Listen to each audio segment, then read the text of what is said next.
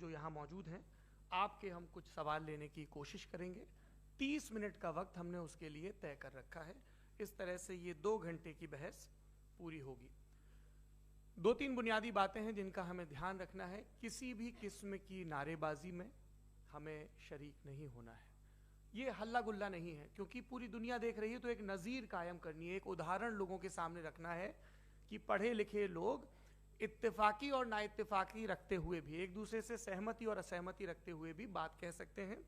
यहाँ पर मेरे JNU के प्रोफेसर बैठे हैं, पुरुषोत्तम अग्रवाल जी, जिन्होंने हमें क्लास में सिखाया है कि सहमति का साहस और असहमति का विवेक, और इसका ठीक उलट भी, ये बड़ा जरूरी है। दूसरी बात, ये किसी एक धर्म के बारे में बहस नहीं है, ये बात सबको स्पष्ट होनी चाहिए।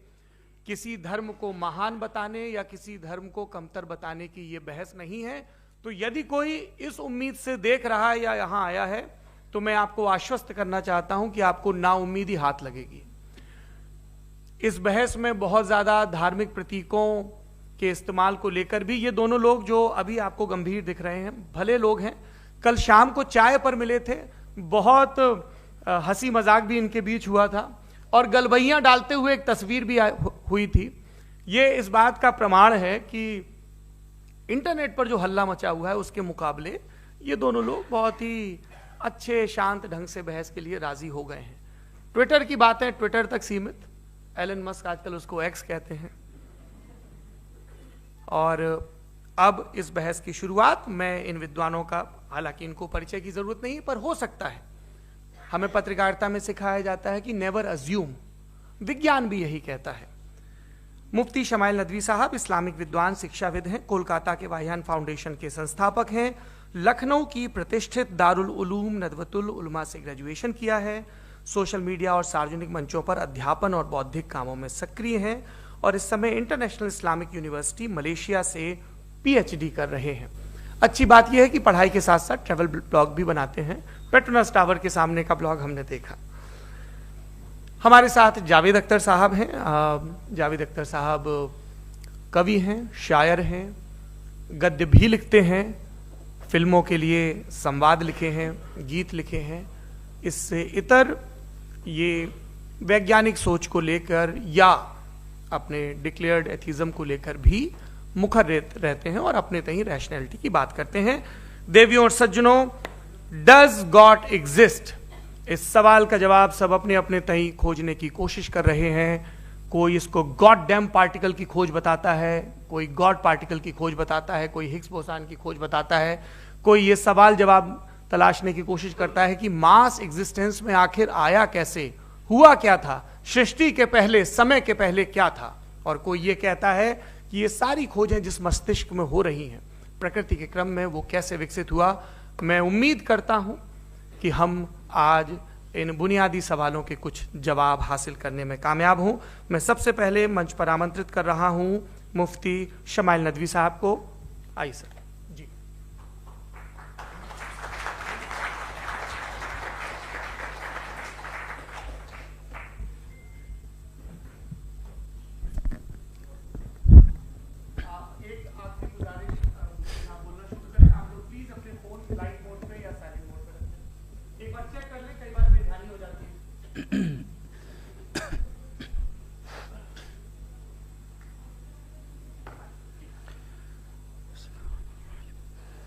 तमाम तारीफ़ें उस क्रिएटर के लिए जिसने इस यूनिवर्स को एक मकसद के तहत पैदा किया है। रिस्पेक्टेड जनाब जावेद अख्तर साहब, मिस्टर सौरभ द्विवेदी, और respected audience, thank you all for being here today. आज की डिबेट में चूंकि हम बात करने वाले हैं डज गॉड एग्जिस्ट के टॉपिक पर, तो ये एक ऐसा टॉपिक है जिसके मुताल्लिक कोई भी डिसीजन लेने के लिए अलग अलग स्टैंडर्ड्स हो सकते हैं। लिहाजा डिबेट के शुरू में यह जरूरी है कि हम ये जान लें कि आज के इस टॉपिक में कौन सा स्टैंडर्ड सही होगा और कौन सा गलत होगा। सबसे पहला स्टैंडर्ड जिसे मैं समझता हूं कि हमारे रिस्पेक्टेड जनाब जावेद अख्तर साहब बड़ी तेजी के साथ उसकी तरफ लपकेंगे, वो है साइंस। जबकि साइंस दर हकीकत खुदा के एग्जिस्टेंस को डायरेक्टली साबित करने या उसके एग्जिस्टेंस को डिनाई करने के लिए स्टैंडर्ड नहीं बन सकती। और उसकी वजह क्या है, ये मैं नहीं कह रहा, ये वो लोग कह रहे हैं जो साइंस के एक्सपर्ट्स हैं। नेशनल एकेडमी ऑफ साइंस कहती है science doesn't have the processes to prove और disprove the existence of God. Why? क्योंकि साइंस का ताल्लुक एम्पेरिकल एविडेंस से है और एम्पेरिकल एविडेंसेस का ताल्लुक हमारे नेचुरल और फिजिकल वर्ल्ड से है, जबकि गॉड नॉन फिजिकल और सुपर नेचुरल रियलिटी है। लिहाजा नॉन फिजिकल रियलिटी को आप उस टूल के साथ नहीं चेक कर सकते जिसका काम फिजिकल रियलिटी को तलाश करना है। लिहाजा आज इस डिबेट में गॉड की एग्जिस्टेंस को साबित करने या उसे डिनाई करने में साइंटिफिक एविडेंस को एक्सेप्ट नहीं किया जाएगा। दूसरा स्टैंडर्ड हो सकता है रेविलेशन, कि रेविलेशन के जरिए हम यह साबित करें कि गॉड एग्जिस्ट करता है या नहीं। लेकिन यह स्टैंडर्ड भी आज इररेलेवेंट है। क्यों? क्योंकि रेविलेशन मेरे नजदीक सोर्स ऑफ नॉलेज है, वैलिड सोर्स ऑफ नॉलेज है, लेकिन हमारे जावेद अख्तर साहब के नजदीक यह वैलिड सोर्स ऑफ नॉलेज नहीं है। लिहाजा आज की डिबेट में मैं एक भी एविडेंस किसी भी मजहबी स्क्रिप्चर से नहीं दूंगा ताकि जावेद अख्तर साहब के लिए वो अनएक्सेप्टेबल ना हो। तीसरा जो मेयार हो सकता है वो है ऑब्जर्वेशन, कि भाई कोई कहे कि हमें खुदा दिखाओ, अगर है तो दिखाओ, या ये कि खुदा के एग्जिस्टेंस पर एम्पेरिकल एविडेंस दो, तो ये है दर हकीकत गलत टूल का इस्तेमाल करना। ये ऐसा ही है कि जावेद साहब मुझसे ये मुतालबा करें कि मुफ्ती साहब आप मेटल डिटेक्टर के जरिए प्लास्टिक डिटेक्ट करके दिखाएं। अब चूंकि प्लास्टिक डिटेक्ट नहीं हो पा रही है लिहाजा plastic does not exist. No, you are using the wrong tool. इस टूल से प्लास्टिक को डिटेक्ट नहीं किया जाता। लिहाजा मैं समझता हूं कि गॉड के एग्जिस्टेंस पर एम्पेरिकल एविडेंस का मुतालबा करना एक बचकाना मुतालबा है, और हमारे रिस्पेक्टेड जनाब जावेद अख्तर साहब इस स्टेज से अब बहुत आगे निकल चुके हैं। अब बचता है एक ही स्टैंडर्ड, और वो स्टैंडर्ड है अक्ल, लॉजिक, रीजनिंग। और यही वो स्टैंडर्ड है जिसके तहत गॉड की एग्जिस्टेंस को साबित किया जाएगा या गॉड की एग्जिस्टेंस को डिनाई किया जाएगा। लेकिन चूंकि ये बहुत इंपॉर्टेंट और सेंसिटिव टॉपिक है, इसलिए लॉजिकल आर्ग्यूमेंट भी ऐसा होना चाहिए जो डेफिनेटिव हो, इनडेफिनेटिव ना हो, जो 2 और 2 4 की तरह बिल्कुल वाजे हो, जिसे लॉजिकली रिजेक्ट करना पॉसिबल नहीं हो। फॉर एग्जाम्पल हम कहें हमारे रिस्पेक्टेड मिस्टर सौरभ साहब, ये एक इंसान है और तमाम इंसान कॉन्शियस बीइंग है, लिहाजा नतीजा क्या निकला, हमारे सौरभ साहब भी कॉन्शियस बीइंग है। क्या ये इनडेफिनेट आर्ग्यूमेंट है या डेफिनेट आर्ग्यूमेंट है? ये डेफिनेट आर्ग्यूमेंट है। ये 2 और 2 की तरह वाजे है, इसमें किसी तरह जो है लॉजिकली इसको रिजेक्ट नहीं किया जा सकता। तो अगर आज हमारे जावेद अख्तर साहब ऐसी कोई अकली दलील और लॉजिकल एविडेंस दें खुदा के ना होने पर जो डेफिनेट भी हो, तो मैं ये ऐलान करता हूं कि यकीनन मैं उस एविडेंस को कबूल करूंगा और उस पर गौर करूंगा। लेकिन साथ में यह भी ऐलान कर देता हूं प्रेडिक्शन के तौर पर कि ऐसा कोई डेफिनेट आर्ग्यूमेंट कोई नहीं पेश कर सकता। दलील हम देंगे और डेफिनेटिव दलील देंगे, लॉजिकल दलील देंगे, ऐसी दलील देंगे जो एंटायर एथिस्टिक वर्ल्ड उसे रेफ्यूट नहीं कर सकती। चलें अब हम एक एग्जाम्पल सोचते हैं, एक सिनेरियो, सिंपल सिनेरियो, तमाम ऑडियंस से गुजारिश है, हम और आप एक आइसोलेटेड आइलैंड पर हैं, ऐसा आइलैंड जहां पे हमसे पहले कोई कभी नहीं गया। चलते चलते आपके सामने अचानक आपने देखा एक पिंक कलर की बॉल पड़ी हुई है।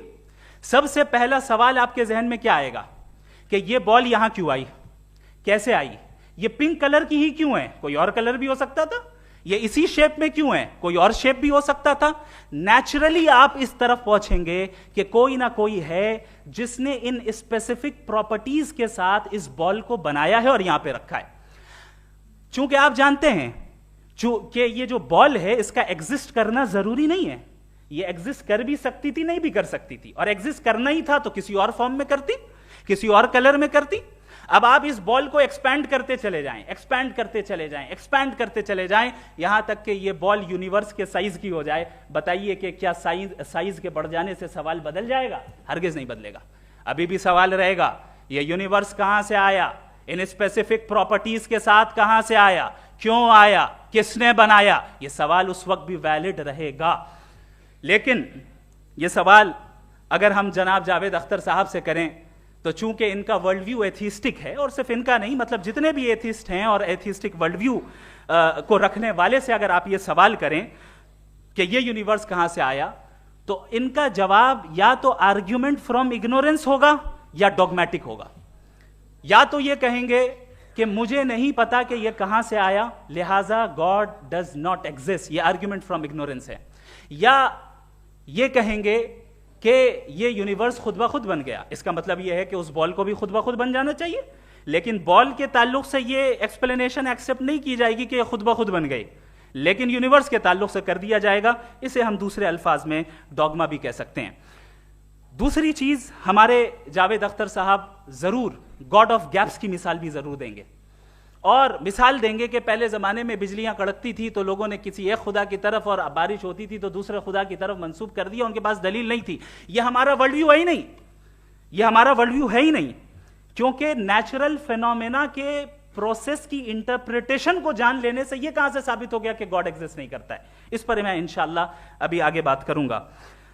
आप हजरात ये भी देखेंगे, और मैं ये एक्सपेक्ट करता हूं कि हमारे रिस्पेक्टेड जनाब जावेद अख्तर साहब जरूर इमोशनल आर्ग्यूमेंट्स भी देंगे, जो कि एक लॉजिकल फेलेसी है जब बात आती है ट्रुथ को डिसाइड करने में। क्यों? मिसाल के तौर पर वो कहेंगे कि अगर गॉड है तो ईविल क्यों एग्जिस्ट करता है, जबकि मैं कहता हूं ईविल का एग्जिस्ट करना गॉड के एग्जिस्ट करने की दलील है, उसके खिलाफ नहीं है। चूंकि अगर गॉड है तो हम सब उसके सामने अकाउंटेबल हैं, और अगर हम अकाउंटेबल हैं तो अकाउंटेबिलिटी के लिए ईविल का मौजूद होना जरूरी है, उसके बगैर हम अकाउंटेबल नहीं हो सकते। और अगर हम अकाउंटेबल नहीं हैं तो हम जनाब जावेद अख्तर साहब से पूछेंगे कि आप बताएं कि फिर सफरिंग इस दुनिया में क्यों है? अगर खुदा नहीं है तो सफरिंग क्यों है? और उन लोगों के जज्बे का क्या जिनके अंदर सफरिंग के बाद इंतकाम लेने का जज्बा पाया जाता है और वो इस दुनिया से ऐसे ही चले गए, क्या उनकी सारी तकलीफें बेकार चली जाएंगी? अब आ जाएं उसी एग्जाम्पल की तरफ कि बॉल, मुझसे अगर कोई पूछे इस बॉल को किसने बनाया और या इस एक्सपेंडेड बॉल को किसने बनाया, मैं कहूंगा कि चूंकि ये यूनिवर्स और इस यूनिवर्स की तमाम चीजें कॉन्टिंजेंट हैं। कॉन्टिंजेंट होने का मतलब ये होता है कि जो अपने एग्जिस्टेंस पे किसी के ऊपर डिपेंड करती हो, तो जाहिर है ये यूनिवर्स कॉन्टिंजेंट है। और अगर कोई चीज कॉन्टिंजेंट नहीं है तो मैं रिक्वेस्ट करूंगा कि मुझे दिखा दें कि कौन सी चीज यूनिवर्स में कॉन्टिंजेंट नहीं है, हम भी जरा गौर कर लें और हम भी देख लें। और जब कॉन्टिंजेंट चीजें मौजूद हैं तो फिलोसोफर्स की इस्तिलाह के मुताबिक, हम उस टर्मिनोलॉजी के मुताबिक हम उस जगह तक पहुंचते हैं और उस हस्ती तक पहुंचते हैं जिसे नेसेसरी बीइंग कहा जाता है, कि ये वो नेसेसरी बीइंग है जिसका मौजूद ना होना नामुमकिन हो। क्योंकि अगर ये मौजूद ना हो तो सारी चीजें एग्जिस्टेंस में आएंगी ही नहीं, और ये सारी कॉन्टिंजेंट चीजें उसी के ऊपर डिपेंड करती हैं। अब अगर आप ये सवाल करते हैं कि फिर उस हस्ती को किसने बनाया, फिर उसका कॉज क्या है, फिर उसका कॉज क्या है, फिर उसका कॉज क्या है, और एंडलेसली चले जाएं, इसे हम कहते हैं इन्फिनिट रीग्रेस ऑफ कॉजेस, जो कि लॉजिकल फेलेसी है। कॉन्सेप्चुअली इंफिनिटी पॉसिबल है। मिसाल के तौर पे न्यूमेरिकल्स 1 2 3 गिनते चले जाएं, इन्फिनिट नंबर्स हैं। मैं कॉन्सेप्चुअली बात नहीं कर रहा, प्रैक्टिकली रियलिटी में साबित करके दिखाएं कि infinite regress of causes possible हैं या नहीं। अगर पॉसिबल हैं तो हम मान लेंगे, मिसाल दे दें, और पॉसिबल नहीं है तो एक ही ऑप्शन बचता है जिसे हम कहते हैं नेसेसरी बीइंग। ऐसी नेसेसरी बीइंग जो इंडिपेंडेंट है, क्योंकि अगर वो डिपेंडेंट हुई तो वो नेसेसरी नहीं रहेगी। ऐसी इंडिपेंडेंट बीइंग जो इटर्नल है, अगर वो इटर्नल नहीं होगी, उसकी बिगिनिंग होगी तो वो खुद कॉन्टिंजेंट है। ऐसी बीइंग जो पावरफुल है, क्योंकि कॉन्टिंजेंट को एक्चुअलाइज करने के लिए पावर चाहिए। ऐसी बीइंग जो इंटेलिजेंट है और नॉलेजेबल है, क्योंकि ये यूनिवर्स स्पेसिफिक फॉर्म और स्पेसिफिक लॉज ऑफ नेचर के तहत प्रिसाइजली चल रहा है। थैंक यू मुफ्ती साहब। मैं इन दलीलों के बाद जावेद अख्तर साहब से गुजारिश करूंगा, आप बैठ के बोलना चाहेंगे या आगे? जी।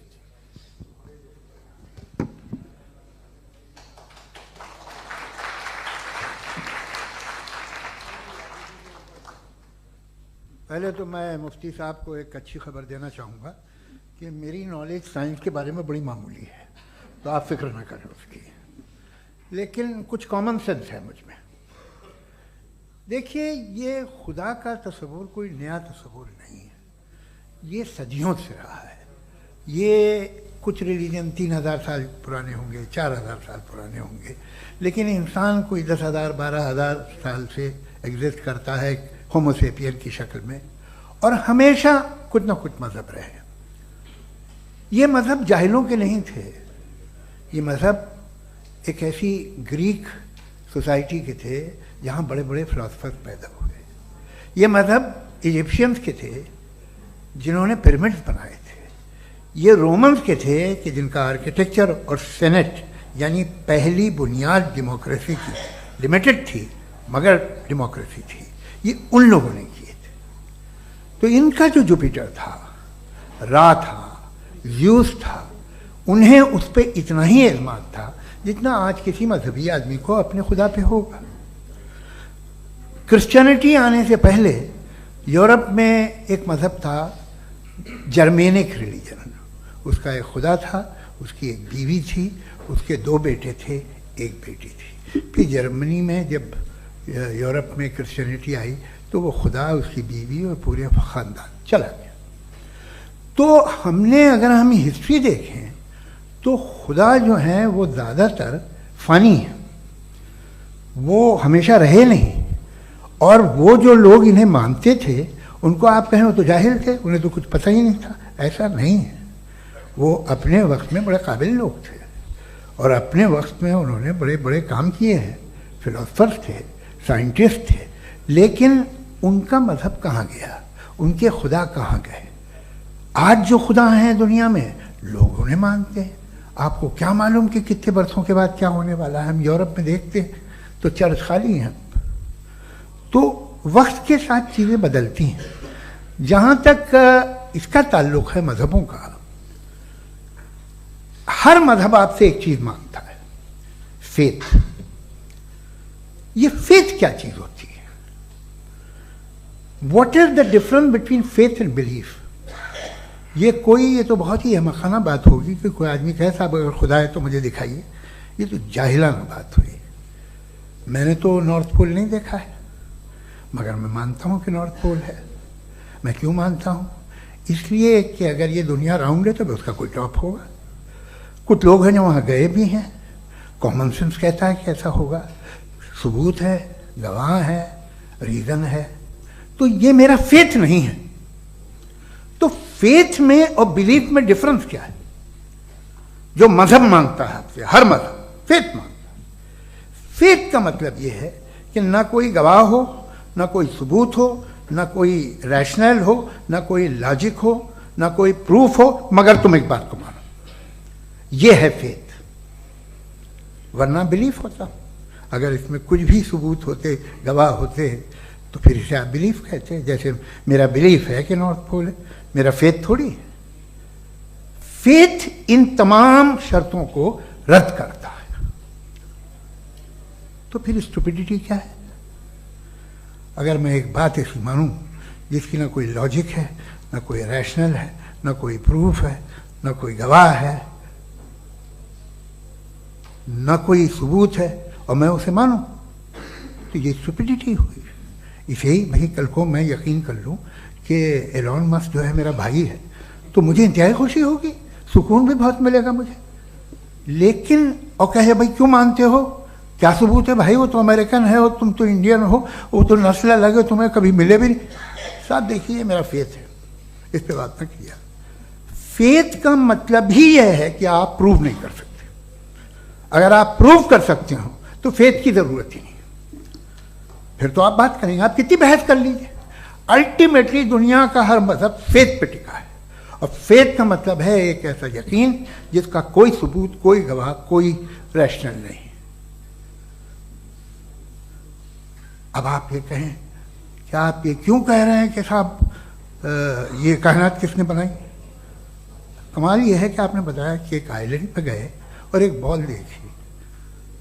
आपने ये नहीं कहा कि आइलैंड किसने बनाया, आपको सिर्फ बॉल पे हैरत हुई। हमने आइलैंड पे हमने हैरत नहीं की, होते हैं आइलैंड। इसी तरह ये आइलैंड है, सितारे, ये गैलेक्सीज, ये सब आइलैंड हैं, खला में। हम उन्हें टेकन फॉर ग्रांटेड लेते हैं, हम पूछते नहीं किसने बनाए। आपने जजीरे के बारे में भी नहीं पूछा है। मेरी पैदाइश कैसे हुई? क्या मैं प्लान पैदा हुआ था? I was plan to be born. या एक लकी स्पर्म था जो किसी एग से चिपक गया। मेरी पैदाइश रैंडम।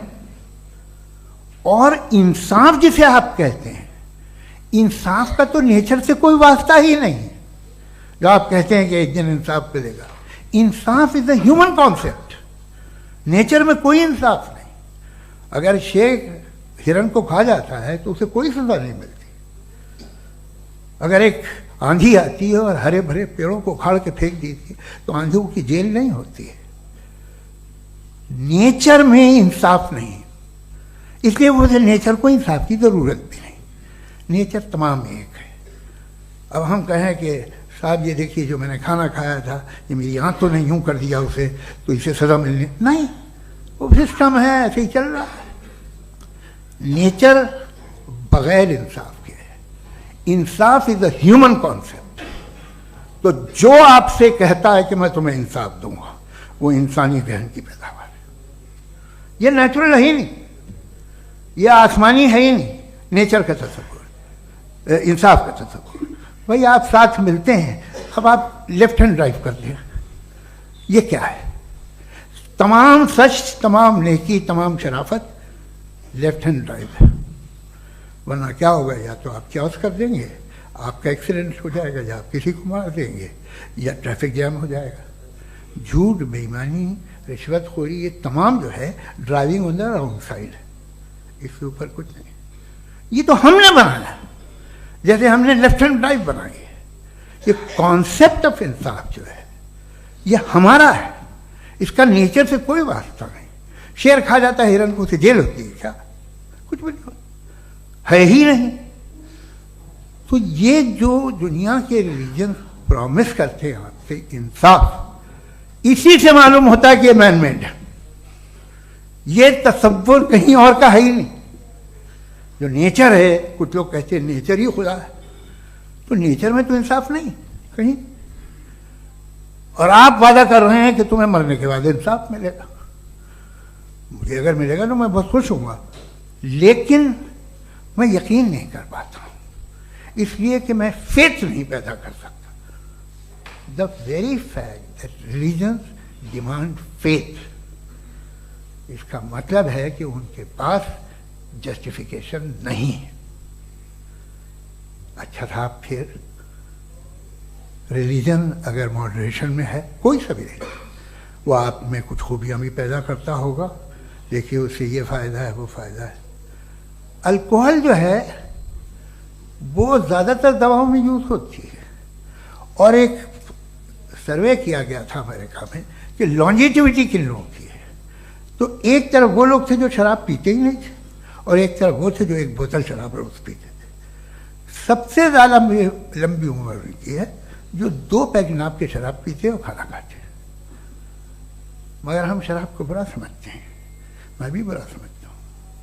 क्यों? ऐसा होता नहीं। कुछ चीज़ों में आदत होती है जो बढ़ती है। आज तक में एक आदमी दूध पीता है, आप 10 साल बाद भी मिलेंगे तो एक ही गिलास पीता होगा। ऐसा नहीं होता, सुबह से दूध पीता रहता है। मिल्कोहलिक मैंने नहीं देखे, अल्कोहलिक होते हैं। ये टेंडेंसी है मजहब की कि वो बढ़ता है, जैसे कैंसर बढ़ता है, जैसे शराब बढ़ती है। कुछ लोग होंगे जो उसे सही तरह से यूज़ करते हैं। मुझे यकीन है कि हमारे मुफ्ती साहब भी उनमें से एक, इनसे बहुत खुशी हुई मुझे इनसे मिलकर।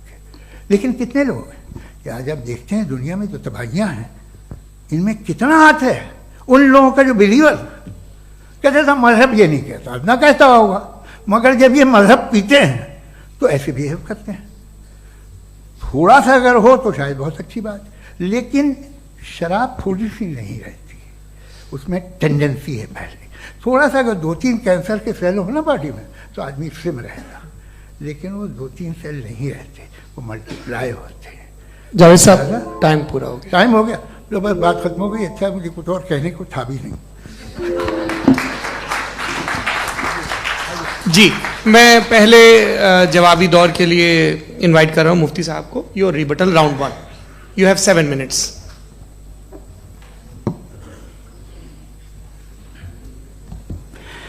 Thank you very much Javed साहब। आपकी बात को सुनकर बड़े महजूज हुए हम लोग। महजूज, डू यू अंडरस्टैंड?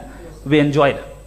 ओके, अब थोड़ा सा लॉजिकली उसको हम लोग देखते हैं। दरअसल हम लोगों ने कल गुजारिश की थी मुफ्ती साहब से भी, जावेद साहब से भी, कि हिंदुस्तानी जबान आम फहम सबको समझ में आ जाए और जहां कहीं आप मुश्किल शब्द इस्तेमाल करें वहां बताते भी चलें।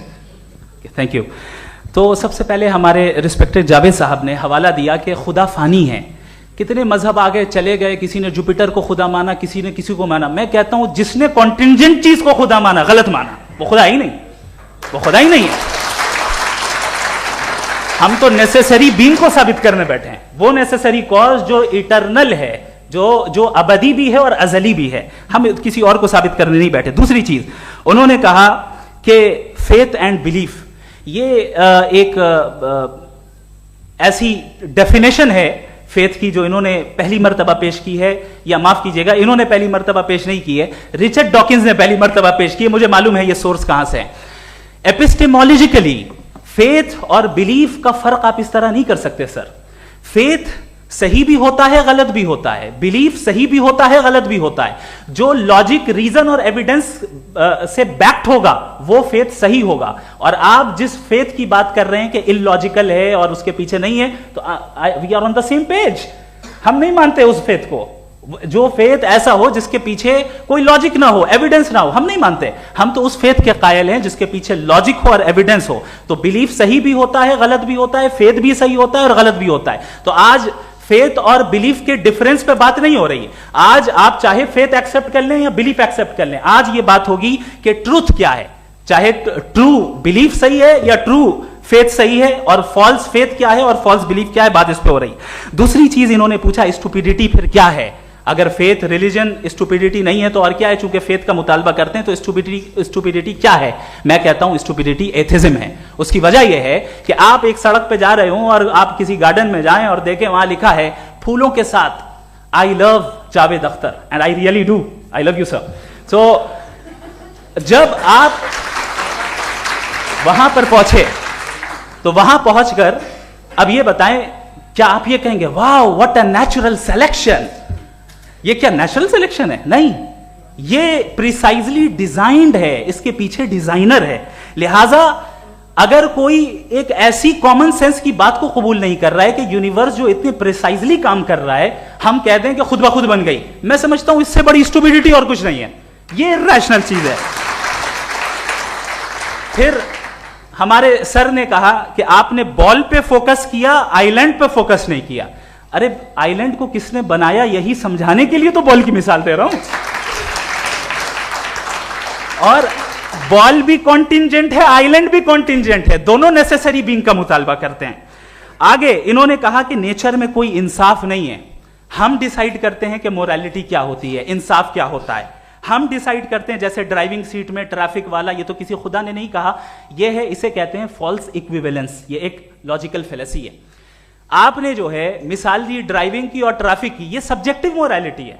आप सब्जेक्टिव मोरालिटी को मिसाल बनाकर ऑब्जेक्टिव मोरालिटी के ऊपर नहीं थोप सकते। इंसाफ की ऑब्जेक्टिव मोरालिटी। अगर आप ये कहते हैं कि नेचर में इंसाफ नहीं है, तो इंसाफ का न होना ये नेचुरल हुआ, तो फिर नेचर को नेचर रहने दे। क्यों हम इतना स्ट्राइव कर रहे हैं दुनिया में इंसाफ लाने के लिए? ये तो इलॉजिकल बात है, इरैशनल बात है। इसलिए बहुत सी चीजें ऐसी हैं जो ऑब्जेक्टिवली जो है इविल या गुड हैं, और बहुत सी चीजें ऐसी हैं जो सब्जेक्टिवली हैं। सब्जेक्टिवली जो मोरल होता है या इमोरल होता है, उसको हम सोशल कंसेंसस से या पर्सनल प्रेफरेंस से डिसाइड करते हैं। लेकिन जो ऑब्जेक्टिव मोरालिटी है, जिसमें इंसाफ आया, जो इन्होंने बार बार रिपीट किया, ये ऑब्जेक्टिव है, सब्जेक्टिव नहीं है। अगर आप कहते हैं ये सब्जेक्टिव है, तो मेरा सवाल आपसे यह है, क्या सोशल कंसेंसस के जरिए अगर जुल्म को सही करार दे दिया जाएगा तो आप जुल्म को जस्टिफाई करेंगे? दूसरी चीज इन्होंने यह कहा कि 2 पैक शराब पी लें तो वो उतने पे नहीं रहता, बढ़ जाता है। यही मामला मजहब के साथ है। 2 पैक आप पी लें, बढ़ेगा। तो ये एक ऐसी मिसाल है, इसको कहीं भी फिट कर लें कि आप एथिज्म पे जब फिट करें, जब आप 2 पैक एथिज्म का लेंगे ना, तो वो बढ़ बढ़ के नॉर्थ कोरिया बनेगा। Thank you.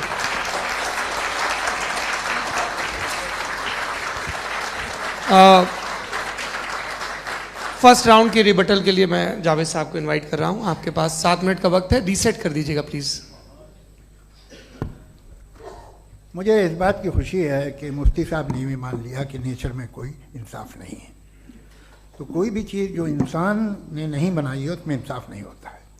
एक बात मैं आपसे अर्ज़ करूँ, जरा पता लगा लीजिएगा, ये जो आप बाग में जाते हैं बेहद खूबसूरत फूल देखते हैं ना, इनमें से कोई नेचुरल नहीं है।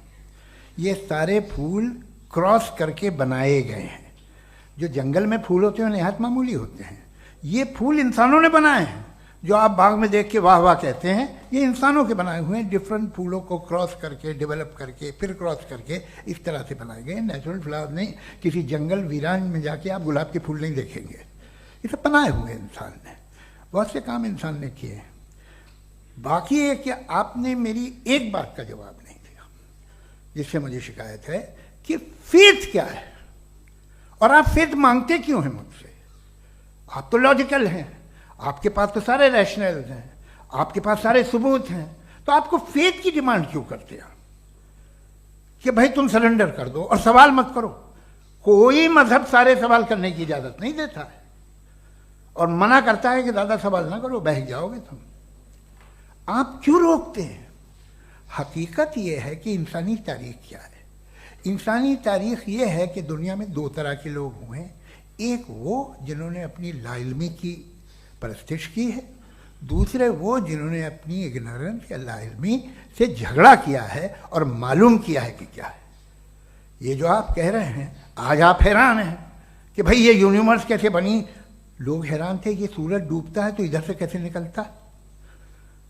और आप एक कदम जाके हमेशा का मानने को तैयार है, एक कदम पीछे ही मान जाइए।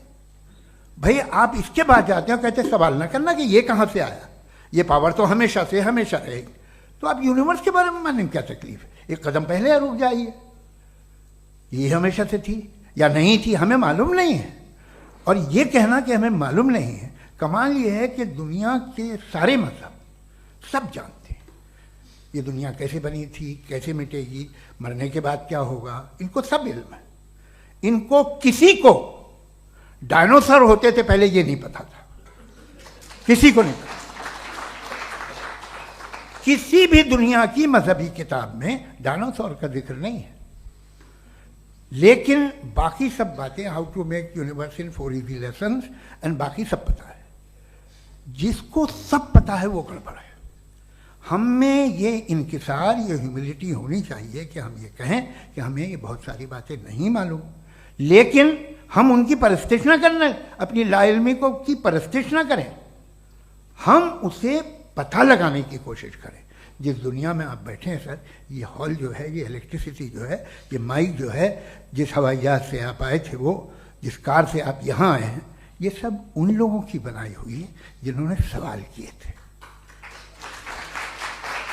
ये दुनिया जिसमें आप आज आराम से हैं, ये उन लोगों की बनाई है कि जिन्होंने सवाल किए थे। और हर स्टेज पे इन सवालों को मकरूह कहा गया था, गलत कहा गया था। आप जरा तारीख पढ़िए, एक बड़ी दिलचस्प किताब है बर्ट्रैंड रसेल की, जिसमें उसने रिलीजन एंड साइंस कि कब से रिलीजन जो है साइंस के अगेंस्ट है। और हद तो यह है कि भाप के इंजन के खिलाफ थे, स्टीम इंजन के भी खिलाफ थे, और फतवे हुए उन पर, वेटिकन ने दिए। तो ये हमेशा, अभी जैसे ही ये राइट विंगर आते हैं अमेरिका में पावर में, तो वो जो अपना ये क्या बोलते हैं उसे, सीड क्या बोलते हैं, सीड क्या जो, हाँ नहीं सीड जो होते हैं जिस पे जी, नहीं भाई, वो जो ह्यूमन बॉडी के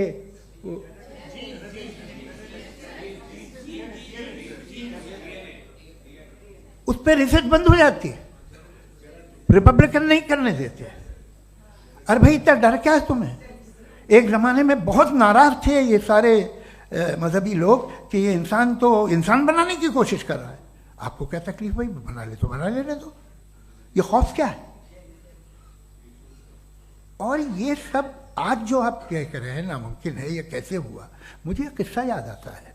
जब मैं 6ठी क्लास में था तो मैं मैथमेटिक्स में बहुत वीक था, तो एक टीचर रख दिया गया, उसने 1 2 3 4 5 6 7 तो सिखा दिया मुझे। वो दिन मैं भूल नहीं सकता हूँ मुफ्ती साहब, जिस दिन उसने ये बताया कि 1/2 क्या होता है और 3/4 क्या होता है, मुझे ऐसा लगा कि मेरा सर बीच से फट जाएगा। ये आदमी कह रहा है कि जो दीवार के अंदर जाओ वॉक करते हुए। आज हंसता हूं मैं इस बात पे। तो आज जो बातें आपके जहन से बिल्कुल परे हैं और आप हैरान होते हो उन्हें देख के, एक वक्त आएगा कि मामूली लगेंगे। और हुआ है, आपकी इंसानी तारीख ही है। इतनी जल्दी सारे फैसले आप मत कर लीजिए, थोड़ा ये ह्यूमिलिटी रखिए कि भाई ये हमें नहीं मालूम। ये कहने में क्या आ रहा है? ये यूनिवर्स कहाँ तक फैली, ये कब से है और कब तक रहेगी, हमें नहीं मालूम। आपने फैसला कर लिया कब बनी। ये आपके हिसाब से कोई 14 बिलियन ईयर बनी जो समझा जाता है। उससे पहले हजारों करोड़ों अरबों साल तक खुदा बैठा क्या कर रहा था? खामोश बैठा था, ऐसी जमाइयाँ ले रहा था। फिर उसे आइडिया आया, यार एक काम करते, वक्त अच्छा गुजर जाएगा, यूनिवर्स बना से। सोचिए, वो तो हमेशा से है ना, मगर यूनिवर्स हमेशा से नहीं है, ये तो बनाई गई है। और उससे पहले क्या था, इनका क्या काम था? कैसी बात है, ये बड़ा आसान है। जो बात हमें आज धीरे धीरे पता चली है, बरसों 2000 और 2500 साल पहले आपको किसी ने बता दिया कि क्या था, आप मान गए और तब से वही मान रहे हैं जो 2500 साल पहले कहा गया था। सब कुछ बदल गया है, सॉल्व हो रही हैं चीज़ें। अभी साइंस बिल्कुल दावा नहीं करती, या कोई फिलोसफर ये दावा नहीं करता कि हमें सब मालूम, बल्कि वो कहता है कि हमें जितना मालूम होता है उससे ये मालूम होता है कि हमें कितना कम मालूम। तो हम अपनी जहालत से लड़े, उसकी परस्तिश न करें। जी, टाइम है। Thank you so much. मैं तर्कों की श्रृंखला में राउंड 2 के लिए मुफ्ती साहब को आमंत्रित कर रहा हूं। आपके पास एक बार फिर से 7 मिनट का वक्त है। शुक्रिया। जनाब जावेद अख्तर साहब कई मर्तबा दोहरा रहे हैं कि फेथ का मतलब बताइए, फेथ का मतलब बताइए। मैंने बता दिया, फेथ सही भी होता है, गलत भी होता है। और आज हम फेथ पे बात नहीं कर रहे, हम ट्रुथ और डज गॉड एग्जिस्ट पे बात कर रहे हैं। क्या डज गॉड एग्जिस्ट, ये ट्रुथ यानी गॉड है या नहीं है, इसमें से दोनों ट्रुथ क्या है। अब आप उसे फेथ कह लें, बिलीफ कह लें, नॉट माई बिजनेस। उसके बाद आपने कहा कि भाई सवाल करने से मजहब रोकता है। मैं कहता हूं जो रोकता है वो रोकता होगा, मैं नहीं रोकता, बल्कि सवाल करें, सवाल करना चाहिए। सवाल कर करके तो हम आगे बढ़ते हैं, तरक्की करते हैं, और इसीलिए मैं आज यहां पे आया हूं। लेकिन सवाल सिर्फ खुदा से नहीं होगा, आपसे भी होगा। सवाल एथिज्म से भी होगा, सवाल सिर्फ मजहब से नहीं होगा, सबसे होगा। और आज मैं सवाल करूंगा और उम्मीद है कि आप जवाब देंगे। अभी तक आपने वैसे कॉन्टिंजेंसी आर्ग्यूमेंट का कोई जवाब नहीं दिया। चलें, आपने कहा यूनिवर्स के बारे में इटर्नल क्यों नहीं बोल देते। ये चूंकि लॉजिकली पॉसिबल ही नहीं है कि यूनिवर्स इटर्नल हो। यूनिवर्स एक कॉन्टिंजेंट चीज है जो टाइम एंड स्पेस के पाबंद है, टाइम एंड स्पेस से बाउंड है। जो टाइम एंड स्पेस से बाउंड होगा वो कॉन्टिंजेंट होगा, जो कॉन्टिंजेंट होगा वो उसकी बिगिनिंग हुई होगी, जिसकी बिगिनिंग हुई होगी वो इटर्नल नहीं हो सकता। ये तो कॉमन सी बात है। आपने कहा कि किसी मजहबी किताब में डायनासोर का जिक्र नहीं है। अफसोस कि आज तक किसी मैथमेटिक्स के किताब में मुझे डायनासोर का जिक्र नहीं मिला। तो इसका मतलब मैथमेटिक्स की किताब बेकार है? नहीं, उसका वो टॉपिक नहीं है। रेवलेशन का और मजहबी किताबों का टॉपिक ये नहीं है कि आपको आके बताए साइकिल कैसे बनाते हैं, या आकर ये बताएं कि जो है डायनासोर कब था। वो तो मोरालिटी सिखाने आया है, गॉड के बारे में बताने आया, नॉन फिजिकल रियलिटी की हकीकत को सिखाने के लिए आया। रिलीजियन साइंस को रोकता है? नहीं रोकता। अगर रोकता है तो गलत करता है। रिलीजियन साइंटिज्म को रोकता है, जिसमें हमारे जावेद साहब मुब्तला है। साइंस और साइंटिज्म में फर्क है। साइंटिज्म यह है कि आप समझें कि साइंस और साइंटिफिक मेथोडोलॉजी ये नॉलेज को हासिल करने का वाहिद सोर्स ऑफ नॉलेज है। यह है साइंटिज्म। हम इसे रिजेक्ट करते हैं। हम साइंस को तो तरक्की करते हैं, भाई आप हमारी पूरी तारीख कर लें, पढ़ लें तो आपको पता चल जाएगा। बहरहाल ये अलग टॉपिक है। उसके बाद इन्होंने एक लफ्ज कहा, वेटिकन ने फतवा दिया। वेटिकन का फतवे से कोई ताल्लुक नहीं है, दोनों कॉन्ट्राडिक्टरी अल्फाज हैं। उसके बाद उन्होंने कहा कि भाई हमें नहीं मालूम। अगर नहीं मालूम तो क्लियरली कह देना कि नहीं मालूम है, इसमें क्या हरज है। तो वही तो मैं कह रहा हूं ना कि आप कह दें कि नहीं मालूम, लेकिन क्लेम क्यों कर रहे हैं कि गॉड एग्जिस्ट नहीं कर रहा है। आप कह दें नहीं मालूम है, हो सकता है हो सकता ना हो, लेकिन आप क्लेम कर रहे हैं। द मोमेंट यू से God does not exist. This is a claim. And now the burden of proof is upon you too. जैसे हमारे ऊपर है. और क्यों है मैं बताता हूं. क्यों है ये भी मैं बताता हूं. Philosophically जो क्लेम होता है ना, सिर्फ ये नहीं होता कि इंसान कहे पॉजिटिव क्लेम करे और नेगेटिव क्लेम करे तो बर्डन ऑफ प्रूफ नहीं है. आप मिसाल के तौर पे मैं कहूं कि फुला उस कमरे में कोई नहीं है, मैंने एक नॉलेज का क्लेम किया है. उस कमरे में कोई नहीं है, मैंने एक नॉलेज का क्लेम किया. या तो मैं कहूं मुझे नहीं पता, हो भी सकता है नहीं भी हो सकता है, this is not a claim. लेकिन जब मैं कह रहा हूं कि वहां कोई नहीं है या मैं कह रहा हूं वहां कोई है, दोनों क्लेम है और दोनों के ऊपर बर्डन ऑफ प्रूफ है. हमारे ऊपर भी बर्डन ऑफ प्रूफ है. मैंने कंटिजेंसी आर्ग्यूमेंट दिया, इसे तोड़कर दिखाइए. आखिरी चीज, इन्होंने कहा कि खुदा दुनिया बनाने से पहले 150 साल पहले या करोड़ों साल पहले क्या कर रहा था. अरे हजरत, चलें बहरहाल मैं जवाब दे देता हूं. आप हमारे रिस्पेक्टेड पर्सनालिटी हैं, अगर आप नहीं होते तो मैं ऐसे एंटरटेन ही नहीं करता. टाइम, ये 100 साल पहले या 100 साल बाद, पहले बाद में अभी, ये वो अल्फाज हैं जिनका ताल्लुक टाइम से है. टाइम शुरू ही हुआ है यूनिवर्स की बिगिनिंग के बाद, तो उसके पहले खुदा क्या कर रहा था. सवाल इलॉजिकल है, ये फेलेसी है. यानी आप ये कह रहे हैं कि यूनिवर्स के बनने से पहले खुदा क्या कर रहा था. टाइम के बनने से पहले, पहले का ताल्लुक टाइम से, टाइम उस वक्त था ही नहीं, तो ये सवाल ही इनवैलिड है खुदा के ताल्लुक से. दूसरी चीज, आर्ग्यूमेंट ऑफ कंटिजेंसी जो मैंने आपके सामने पेश की है, आपने बार बार ये प्रूफ किया और ये कह रहे हैं कि गॉड ऑफ गैप्स. देखिए पहले नहीं मालूम था, साइंस ने कर दिया. सिंपल्स की मिसाल से मैं समझा देता हूं. जिस गैप्स की आप बात कर रहे हैं ना, साइंस उन गैप्स को जिन चीज के जरिए भी प्रूव करेगा वो कॉन्टिंजेंट ही होगा. अब चाहे वो फोर्स हो, मैटर हो या एनर्जी हो. लिहाजा सवाल हमारा उस वक्त भी वैलिड होगा जब तक कि आप नेसेसरी बीइंग पे ना आ जाएं. और इन्फिनिट रिग्रेस पॉसिबल नहीं है of causes in practical world, तो जाहिर है कहीं रुकना पड़ेगा. जहां रुकेंगे वही खुदा है. दूसरी चीज, आपने ये क्या कह रहा था मैं, किस पॉइंट को? What? Oh no, after that. Just now. हाँ, जहां रुकेंगे वही खुदा है. बहरहाल, तो टाइम का जिक्र हो गया. गॉड ऑफ गैप, सॉरी, या इसकी एक मिसाल आप ले लें. एक कार है, एक साहब ने देखा कि भाई कार जो है उसके व्हील्स कितने अच्छे लगे हुए हैं सही जगह पे, स्टीयरिंग जो है कितने अच्छे जगह पे लगी हुई, और सीट्स कितने वेल डिजाइंड है, कितनी प्रिसाइजली ये कार काम कर रही है. तो जरूर कोई ना कोई इसे क्रिएट किया है, किसी ने क्रिएट किया है. अब जावेद साहब आए और कहे अरे जनाब बोनेट खोलिए, इसमें इंजन है, इंजन इस कार को चला रहा है, hence prove no one has created the car. This is illogical, this is irrational. आपने इंजन के जरिए उस गैप को तो साबित किया, लेकिन क्या उससे कार की जो क्रिएशन है और उसका जो क्रिएटर है ये इम्पॉसिबल हो जाए? ऐसा पॉसिबल है? उसका सवाल खत्म हो जाए, ऐसा पॉसिबल है? नहीं. आपने गैप्स को फिल करके, कॉन्टिंजेंट चीजों से गैप्स को फिल करके हमारे ऑब्जर्वेशन को और ब्रॉड कर दिया. अब हमें और पता चल गया कि ये जो कार है इसका सिस्टम कितना ज्यादा कॉम्प्लेक्स है. पहले कम समझते थे, अब कॉम्प्लेक्सिटी और ज्यादा वाजे हो गई. अब हमें समझ में आ रहा है कि हमारी सर्टेनिटी और बढ़ गई कि जरूर इस कार को किसी ना किसी ने बनाया. यही मामला यूनिवर्स का है. साइंस हमेशा फिजिकल वर्ल्ड की चीजों को ही फिल करती जाएगी और फिजिकल चीजों से ही करती जाएगी, चूंकि एम्पेरिकल एविडेंस का ताल्लुक फिजिकल वर्ल्ड से है.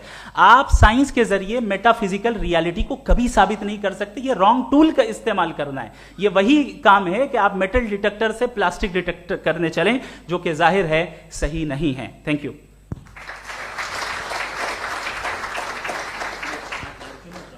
जी, ये आर्ग्यूमेंट का राउंड 2 है. हाँ. 7 मिनट है.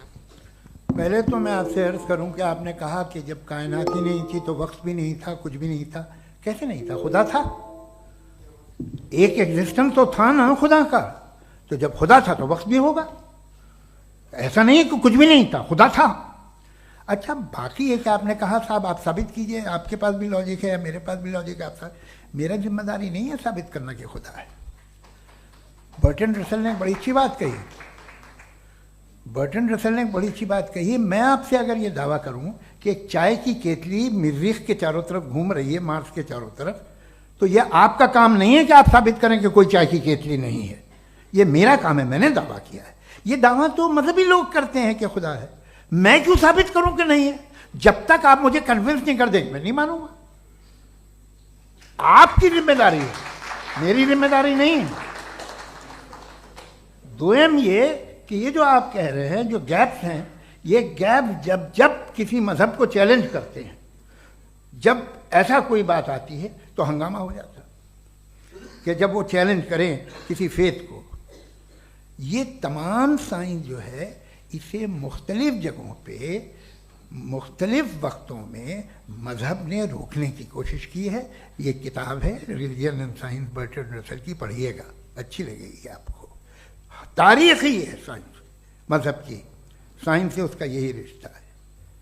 अच्छा, अब ये हम सोचें कि बहरहाल ये वजूद जो है मजहब और ये बिलीव इन गॉड इंसान को बेहतर बना देता है, तो एक काम कीजिए, हिंदुस्तान वर्ल्ड का नक्शा लीजिए और मार्क कीजिए कि रिलीजन कहाँ कहाँ ज़्यादा है, कहाँ कहाँ, चाहे वो लैटिन अमेरिका हो या मिडल ईस्ट हो या फार ईस्ट हो या हिंदुस्तान के वो इलाके जहाँ मजहबियत ज़्यादा है। रख दीजिए नक्शा अलग।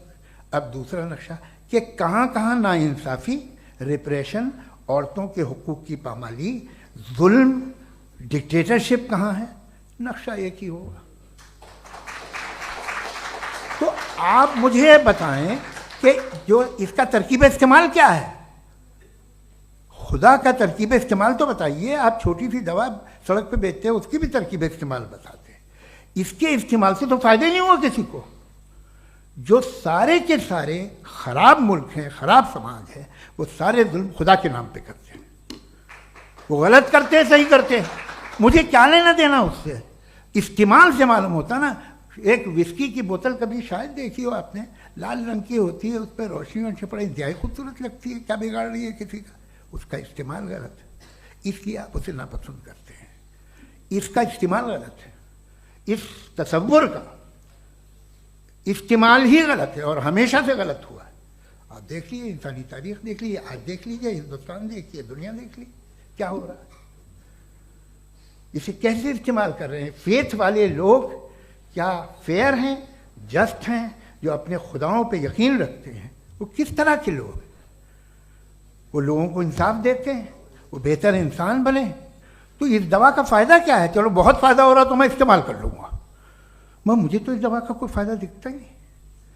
मुझे तो ऐसा लगता, मैं एक और बात बताऊँ, अगर कोई आदमी मजहबी है और अच्छा आदमी है तो मैं उसकी बहुत इज्जत करता हूँ, इसलिए कि मेरा ख्याल है मजहबी आदमी का अच्छा होना मुझसे अच्छा होने से ज़्यादा मुश्किल है। भाई हर चीज़ की एक लिमिट है। आप इतना भाग सकते हैं, इतना नहीं भाग सकते, इतना वजन उठा सकते, इतना नहीं उठा सकते, इतना दूर देख सकते हैं, इतना दूर नहीं देख सकते। उसी तरह कॉमन सेंस कहता है कि आप में नेकी का भी एक कोटा होगा। अब आप अगर सुबह जाते हैं अपनी इबादत गाह और इबादत करते हैं तो बाहर निकलते हैं तो आप तो यही महसूस करते हैं कि आपने एक बहुत अच्छा काम किया, आपकी नेकी का एक बहुत बड़ा कोटा खर्च हो गया जिससे किसी का कोई फ़ायदा नहीं हो। मैं तो नहीं जाता हूँ तो मुझे तो किसी को खाना खिलाना पड़ेगा, किसी बेवा की मदद करनी पड़ेगी। मैं अपना कोटा कैसे कंज्यूम करूँ? आप अपना कोटा सारे मजहबी लोग इंतहाई यूजलेस कामों में यूज़ करते हैं। उसके बाद भी अगर आप में बच्ची है थोड़ी सी शराफत तो भाई वाह क्या बात है।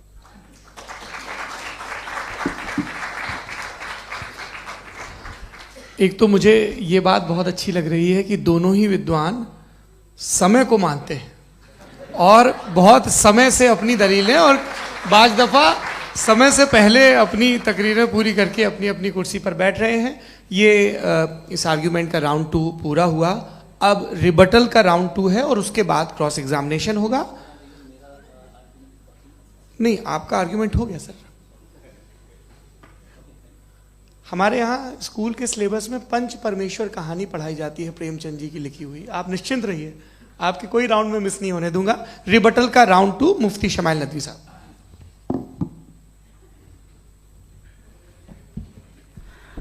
असल में जो हकीकी प्रॉब्लम है, असल प्रॉब्लम है वो ये है कि जावेद साहब के पास कॉन्सेप्ट ऑफ गॉड क्लियर नहीं है। इन्होंने कहा कि कायनात से पहले खुदा तो था, तब भी तो टाइम होगा। ये टाइम कायनात का हिस्सा है। हम खुदा, उस खुदा को मानते हैं नेसेसरी बीइंग का टाइमलेस होना जरूरी है, चूंकि वो टाइम का क्रिएटर है। जब उसने टाइम को क्रिएट किया तो वो खुद टाइम पे कैसे होगा? उसने जब स्पेस को क्रिएट किया तो खुद स्पेस में कैसे होगा? अगर वो टाइम एंड स्पेस को पहले से ही उसका पाबंद है तो फिर किस चीज को उसने क्रिएट किया? लिहाजा ये सवाल गलत है कि खुदा था तो टाइम होगा, बिल्कुल नहीं। टाइम के पाबंद हम है, खुदा नहीं है। हम फिजिकल वर्ल्ड से ताल्लुक रखते हैं, वो मेटाफिजिकल रियलिटी है। दूसरी चीज इन्होंने मिसाल दी कि चाय की केतली हवा में घूम रही होगी, और पता नहीं शायद वो बर्टन रसल का उन्होंने हवाला दिया। बहरहाल यही प्रॉब्लम है। प्रॉब्लम यही है कि हम चीजों के दरमियान डिफरेंशिएट नहीं कर पाते। ये जो आपने मिसाल दी ये इमेजिनेशन है, और मैं जो साबित कर रहा हूं वो लॉजिकल नेसेसिटी है। आप इमेजिन करना है तो कुछ भी करें, जुपिटर में पिंक एलिफेंट होगा, यूनिकॉर्न होगा, करें, उससे कायनात पे क्या फर्क पड़ता है? उससे आप लॉजिकल नेसेसिटी साबित नहीं कर सकते। मैं तो उस प्राइम कॉज की बात कर रहा हूं, उस नेसेसरी बीइंग की बात कर रहा हूं जिसके बगैर इस कायनात का एग्जिस्टेंस मुमकिन नहीं है। दूसरी चीज, मजहब को साइंस चैलेंज करती है वगैरह वगैरह, ये हमारा टॉपिक ही नहीं है। मैं इस पे बात करूंगा तो फिर मेरा वक्त चला जाएगा। मजहब के ऊपर चूंकि हमारी डिस्कशन नहीं है, साइंस को मजहब और बिलखुसूस मैं और हमारा वर्ल्ड व्यू कम अज कम साइंस को पीछे नहीं करता है, साइंटिज्म की मजम्मत करता है। इसकी वजाहत मैंने पहले कर दी। दूसरी चीज इन्होंने कहा वर्ल्ड का नक्शा लीजिए, वर्ल्ड मैप लीजिए, दो अलग अलग जगह की। हजरत मैंने ये होमवर्क किया था, और मैंने मिडिल ईस्ट का एक नक्शा लिया और यूरोप का एक नक्शा लिया। ये मजहबी इलाका और ये लिबरल और एथीस्ट इलाका। मुझे पता चला कि सबसे ज्यादा रेप केसेस जो हैं वहां पर हैं।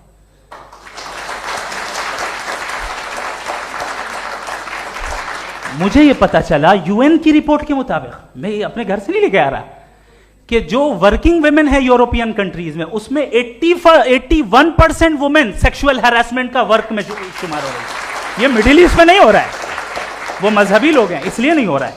दूसरी चीज, आपने ये कहा कि मजहबी आदमी का अच्छा होना हमारे अच्छे होने से बहुत मुश्किल है, बहुत मुश्किल है। तो इसका मतलब यह है कि गॉड के अलावा आपके पास अच्छे और बुरे का कोई स्टैंडर्ड है। मैं चाहूंगा कि कन्वर्सेशनल स्टाइल वाली डिस्कशन और सेगमेंट पे इसी पे बात कर लेते हैं। Thank you very much.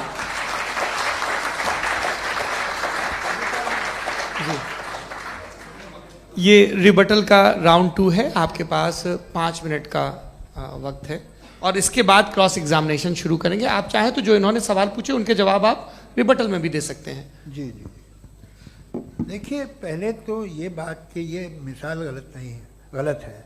इन्होंने पहले ही हमको डिसार्म कर दिया। कह लिया अकल से मामला सॉल्व नहीं हो सकता, लॉजिक से आप पहुंच नहीं सकते। ये एक मेटाफिजिकल चीज़ है। मेटाफिजिकल अजीब सा लफ्ज़ है, ठीक से किसी को माने नहीं मालूम इसके, तो ऐसा लगता है कुछ बड़ी चीज़ है। अरे भाई, क्या होता है मेटाफिजिकल, बताओ, खड़ी हो। ये एक लफ्ज़ है जो कहीं भी इस्तेमाल हो जाता है। जब आप एक बात कर रहे हैं और आप मुझसे बहस कर रहे हैं तो मुझे मेटाफिजिकल मत बताइए, आप लॉजिकली मुझे प्रूफ किए। और अगर लॉजिकली आप नहीं बात करते साहब ये मेटाफिजिकल है, तो फिर हम आप बात क्या कर रहे हैं? मेरा आपका किस ज़बान में कॉन्वर्सेशन होगा? और ये कहना कि वक्त पहले नहीं था, तो फिर क्यों कहते हैं ये हमेशा से और हमेशा रहेगा?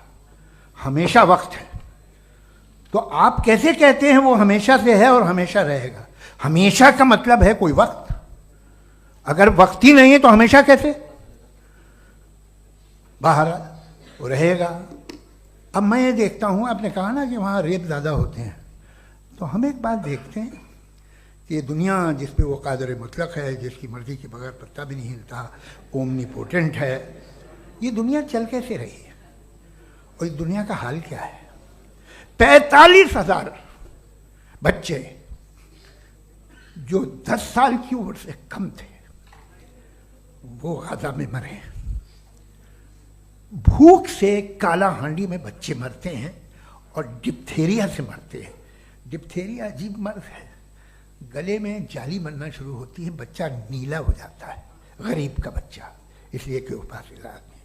ये कादर मुतलक है जो चाहे कर दे, इससे आप दुआएं मांगते हैं हमारी ये काम कर दे वो कर दे, तो इसका मतलब डे टू डे लाइफ में वो इंटरफेयर करता है और ये देख रहा है वो।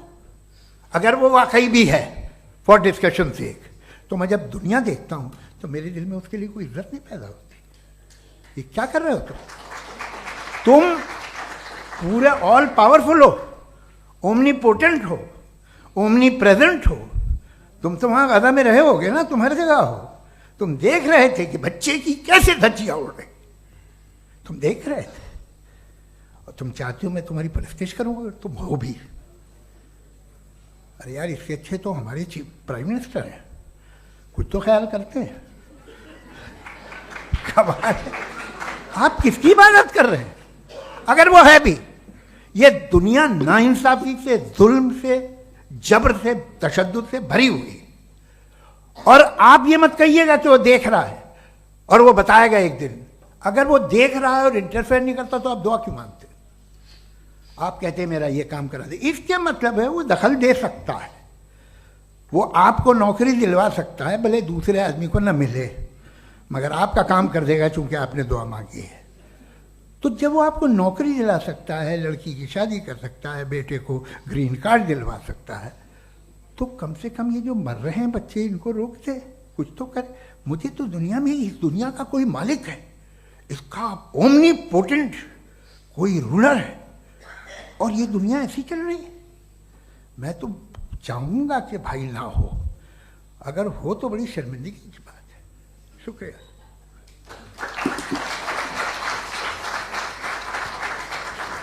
देवियों और सज्जनों, इस बहस के 2 राउंड और 2 रिबटल पूरे हो चुके हैं। अब सबसे ज़रूरी और सबसे मुश्किल राउंड शुरू हो रहा है, क्रॉस एग्जामिनेशन का।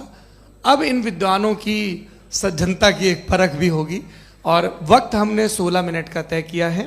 पहला सवाल आप पूछना चाहेंगे? जी बिल्कुल। पहले बोले भी आप माइक ले लीजिएगा हाथ में, ये नीचे से ऑन जी। मैं बोलता हूँ, ये डायस हटा सकते हैं क्या हम थोड़ा क्विकली? डायस पीछे कर दीजिए बस थोड़ा सा, है, ताकि ये जो दाएं बाएं लोग बैठे हैं, इसे हटा ही दीजिए। अब हम वहाँ तो जाने वाले नहीं। आराम से आराम से दोनों तरफ से हटा दीजिए।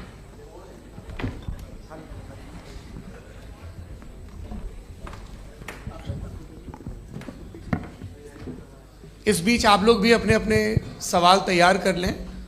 ये ध्यान रखेंगे कि मैं यहाँ से सवाल लूँगा, आप लोगों को अपना हाथ ऊपर करना है, अपना नाम बताना है और अधिकतम 3 वाक्यों में अपना सवाल पूरा करना है।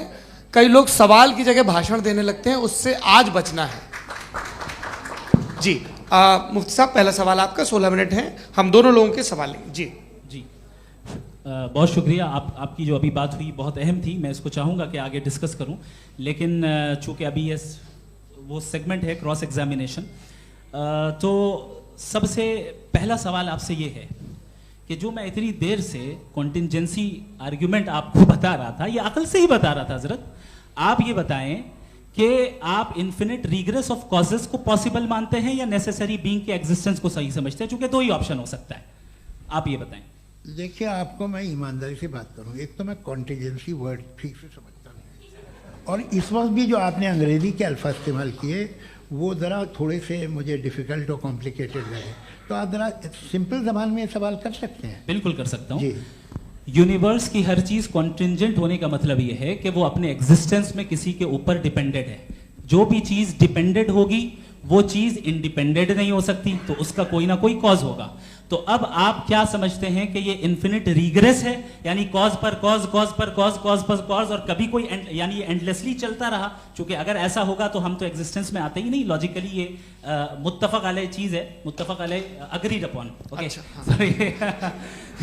इस पे हमने एग्री किया था कि मुश्किल शब्द आएगा तो अर्थ बताना पड़ेगा। तो इन्फिनिट रिग्रेस तो पॉसिबल नहीं है, तो कहीं ना कहीं आपको रुकना पड़ेगा ऐसे नेसेसरी बीइंग पर। नहीं, कोई जरूरत नहीं रुकने की। किसने कहा आप रुकना पड़ेगा? आप रुकते हैं खुदा पे, आप नहीं रुकते। आप कहते हैं वो हमेशा से, जब उस वक्त से जब वक्त नहीं था। आप कहाँ रुकते हैं कि अब हुआ था वो? आप नहीं कहते। हम क्यों नहीं मान सकते कि यूनिवर्स जो है और बल्कि मल्टीवर्सेस जो है वो हमेशा से हैं, वो बनती है, बिगड़ती है। एक हमारे यहाँ एक चीज़ है ब्लैक होल, वो समेट लेता है वापस, फिर ब्लास्ट होता है, फिर फैल जाता है। और इसमें हमारी तो खैर कोई औकात ही नहीं है इंसान की। एक छोटे से ज़र्रे पे हम 50-60 साल की उम्र रखते हैं, जो करोड़ों अरबों साल की कायनात है उसमें, और पैदा भी नहायत ही बेहुदा वजह से हुए थे। तो इसमें ये सोचना कि इसकी वजूहात और ये क्यों है, ये डिपेंडेंट है, ये हम देख रहे हैं। क्या मालूम, आप सोचिए कि ये जो फैल रही है कायनात, ये कहाँ फैल रही है, ये कहाँ जा रही है, और ये फैल क्यों रही है? अरे बना ली थी तुमने, रुको भैया, काफ़ी है। ये फैल क्यों रही है? ये और कौन सी कायनात जिसे मैं दूरबीन से देखता हूँ तो 2 बिलियन लाइट ईयर पे है, उससे मेरा कोई वास्ता ही नहीं है। 2 बिलियन ईयर यानी अगर मैं 80,000 माइल्स पर सेकेंड से चलूँ तो 20 करोड़ साल में वहाँ पहुँच जाऊँगा। इसकी ज़रूरत क्या थी? ये दुनिया, ये कायनात तो इंसान अशरफुल मखलूक़ात के लिए बनाई गई ना। तो ये सब ये टर्म समझ में नहीं आया, इसमें कोई खास समझने वाली बात थी भी नहीं। ये जो अल्टीमेट कहा यह जाता है कि ये जो पूरी यूनिवर्स है, ये जो दुनिया है, ये इंसान के लिए बनाई गई। अच्छा, ये सब इंसान के लिए। क्यों साहब, सही है ना? बिल्कुल, लेकिन इसका ये मतलब नहीं कि किसी चीज के पीछे रीजन आपको नहीं पता तो रीजन नहीं है, इसे कहते हैं नहीं, मुझे नहीं पता, लेकिन मेरी जिम्मेदारी नहीं है। वो बिल्कुल सही कहा था उसने, बर्टन रसल ने, आपने उसे मजाक में टाल दिया कि भाई आप एक दावा कर रहे हैं, मैं क्यों कहूं कि ये गलत है दावा? आप प्रूफ कीजिए, मेरे पे जिम्मेदारी ही नहीं है, मैंने थोड़ी कहा है। आप प्रूफ कीजिए कि ये सही है। आप आर्ग्यूमेंट ऑफ कंटिंजेंसी का जवाब ही नहीं दे रहे हैं। सवाल पूछना चाहेंगे? आप सवाल पूछना चाहेंगे मुफ्ती साहब से?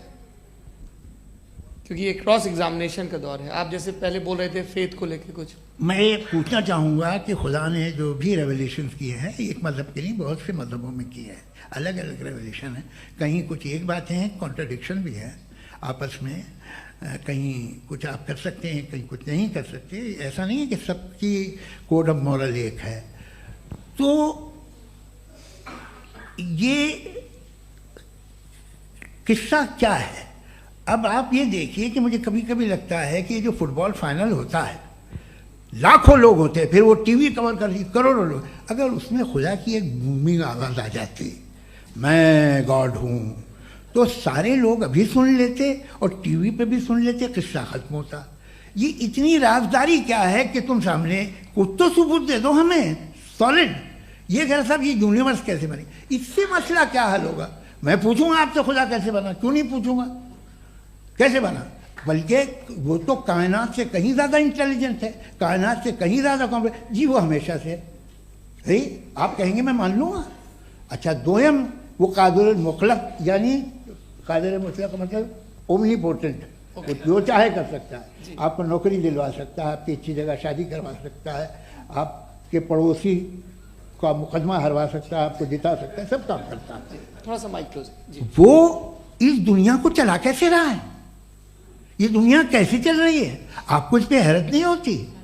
या क़यामत के बाद कभी एक जस्टिस होगा, जब ये बच्चा मर चुका होगा, जिसकी धज्जियाँ उड़ गई बम से, इसको इंसाफ मिलेगा तब? अच्छा, अब जवाब दूं? हाँ जी, मैं इसीलिए आप की तरफ। सबसे पहले आपने रेवलेशन और स्क्रिप्चर्स की बात की, इस पे मैं बात कर सकता हूं, लेकिन आज नहीं करूंगा चूंकि वक्त कम है, कभी और इस पे डिस्कस करेंगे। मैं तैयार हूं उस पे भी बात करने के लिए। ये अभी से राउंड 2 की भूमिका तय हो रही है। Does God exist round 2? चूंकि आज गॉड के एग्जिस्टेंस पे बात है, तो मैं उसी के रिलेटेड जो है आपके सवालात को एंटरटेन भी करूंगा और मैं भी पूछूंगा। आपने कहा कि आपने साबित ही नहीं किया, जबकि आर्ग्यूमेंट ऑफ कॉन्टिंजेंसी बुनियादी आर्ग्यूमेंट है। आप मुझे कॉन्टिंजेंसी का मतलब बताइए, आपका मतलब क्या है कॉन्टिंजेंसी? कॉन्टिंजेंसी का मतलब यह हुआ कि हर वो वजूद जो किसी भी चीज का पाबंद है, हर वो वजूद या हर वो चीज जो अपने एग्जिस्टेंस में किसी भी चीज के पाबंद है और उससे बाउंड है, उसको उसकी जरूरत है, उस पर डिपेंड करती है, तो जाहिर सी बात है कि उसका कोई ना कोई कॉज होता है। ये तो अक्ल की बात है। ये आप रीजनिंग की बात करते हैं, मैं वही कर रहा हूं। दूसरी चीज, आपने ये बात कही कि इतने बिलियन लाइट ईयर्स दूर है, उसका मेरा क्या लेना देना। फिर मेरे ख्याल से आपको ये नहीं कहना चाहिए I think therefore I am an atheist. आपको सोचना चाहिए, सिर्फ आप एक लिमिटेड दायरे में रहकर नहीं सोचें, बल्कि बाहर निकलकर सोचें। आपने तीसरा सवाल किया, आपने 2-3 सवाल एक साथ। ऐसी बातें ना कीजिए, कुछ लोगों को इतराज हो जाएगा आप पे कि आप कुछ भी सोचिए। ये इजाजत आपको है नहीं, मुझे है।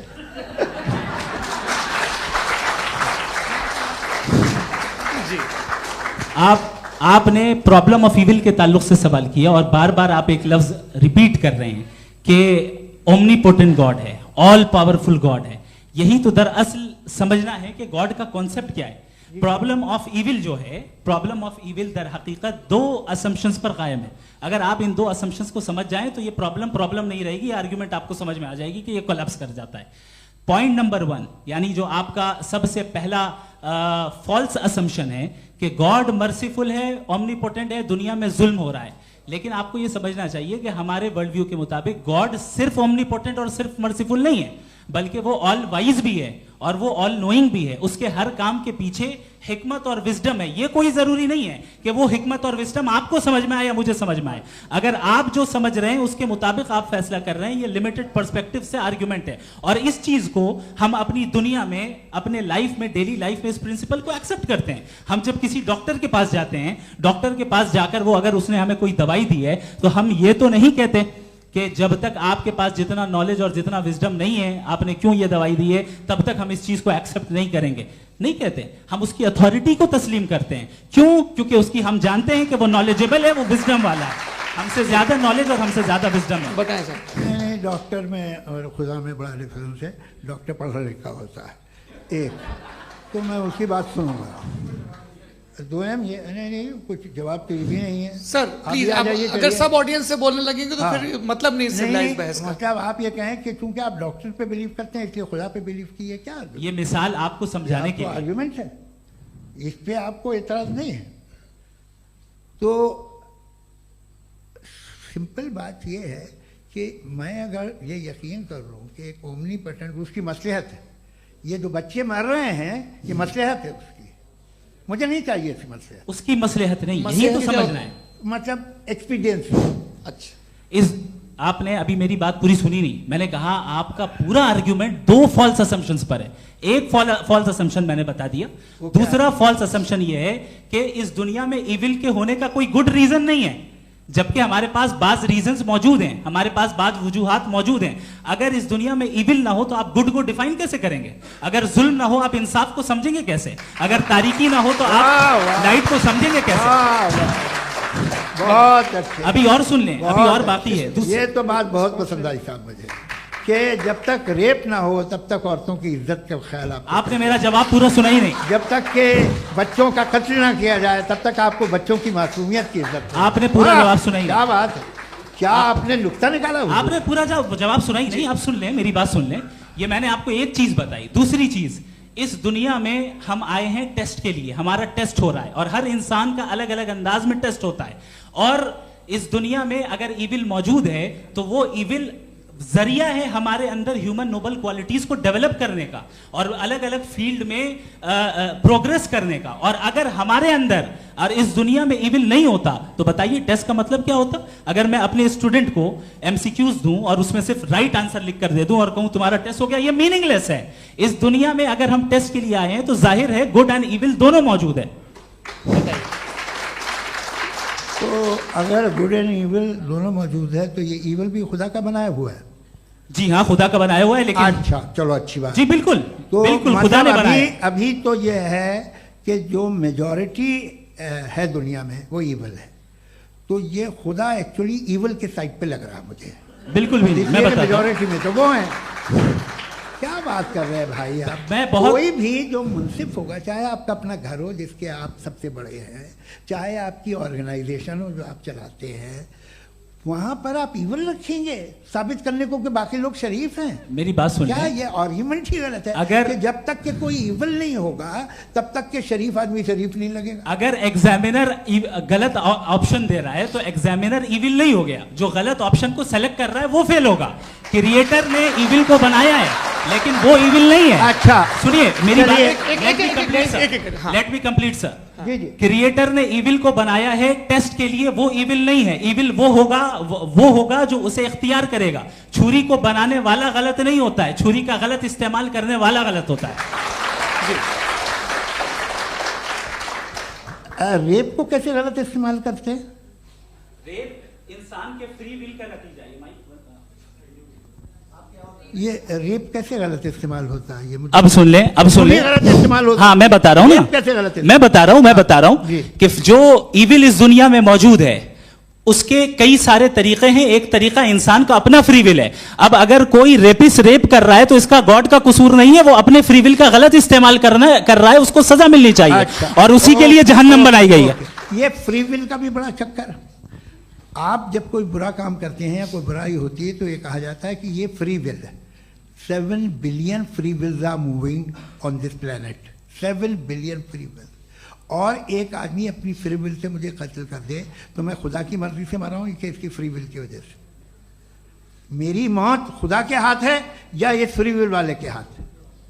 खुदा ने फ्री विल का निजाम बनाया है और उस निजाम का गलत इस्तेमाल करके कोई आपको मार रहा है, इस्तेमाल करके मेरा कत्ल कर देता है। अब मेरी मौत का जिम्मेदार कौन है? वो इंसान जिम्मेदार है। वो इंसान जी। तो ये कहना कि और उसको सजा मिलेगी।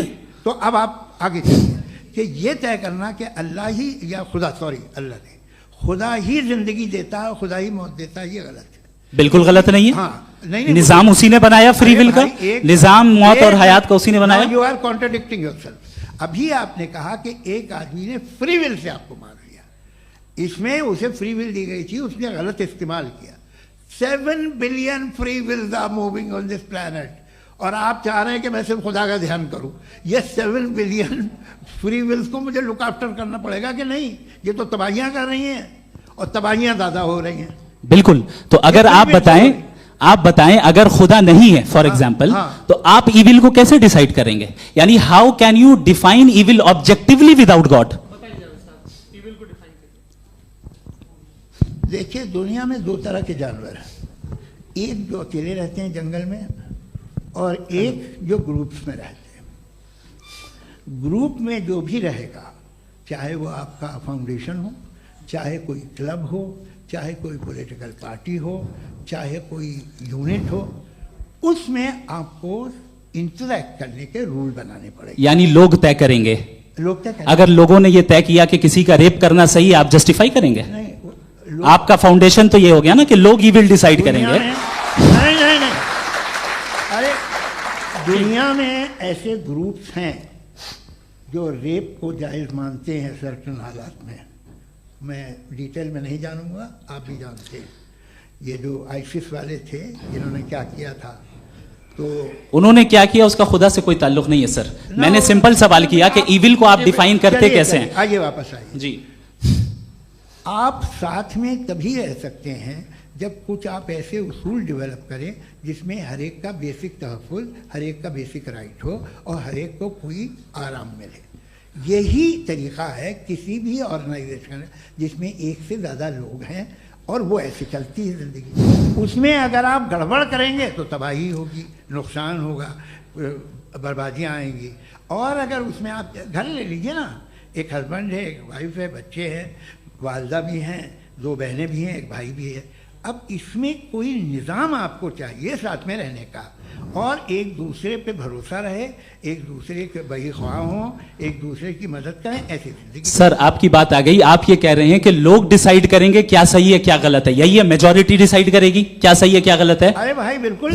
मेजॉरिटी अगर ये कहे कि नाजी जर्मनी के साथ जिस तरह मेजॉरिटी थी कि जेनोसाइड करना सही, आप जस्टिफाई करेंगे?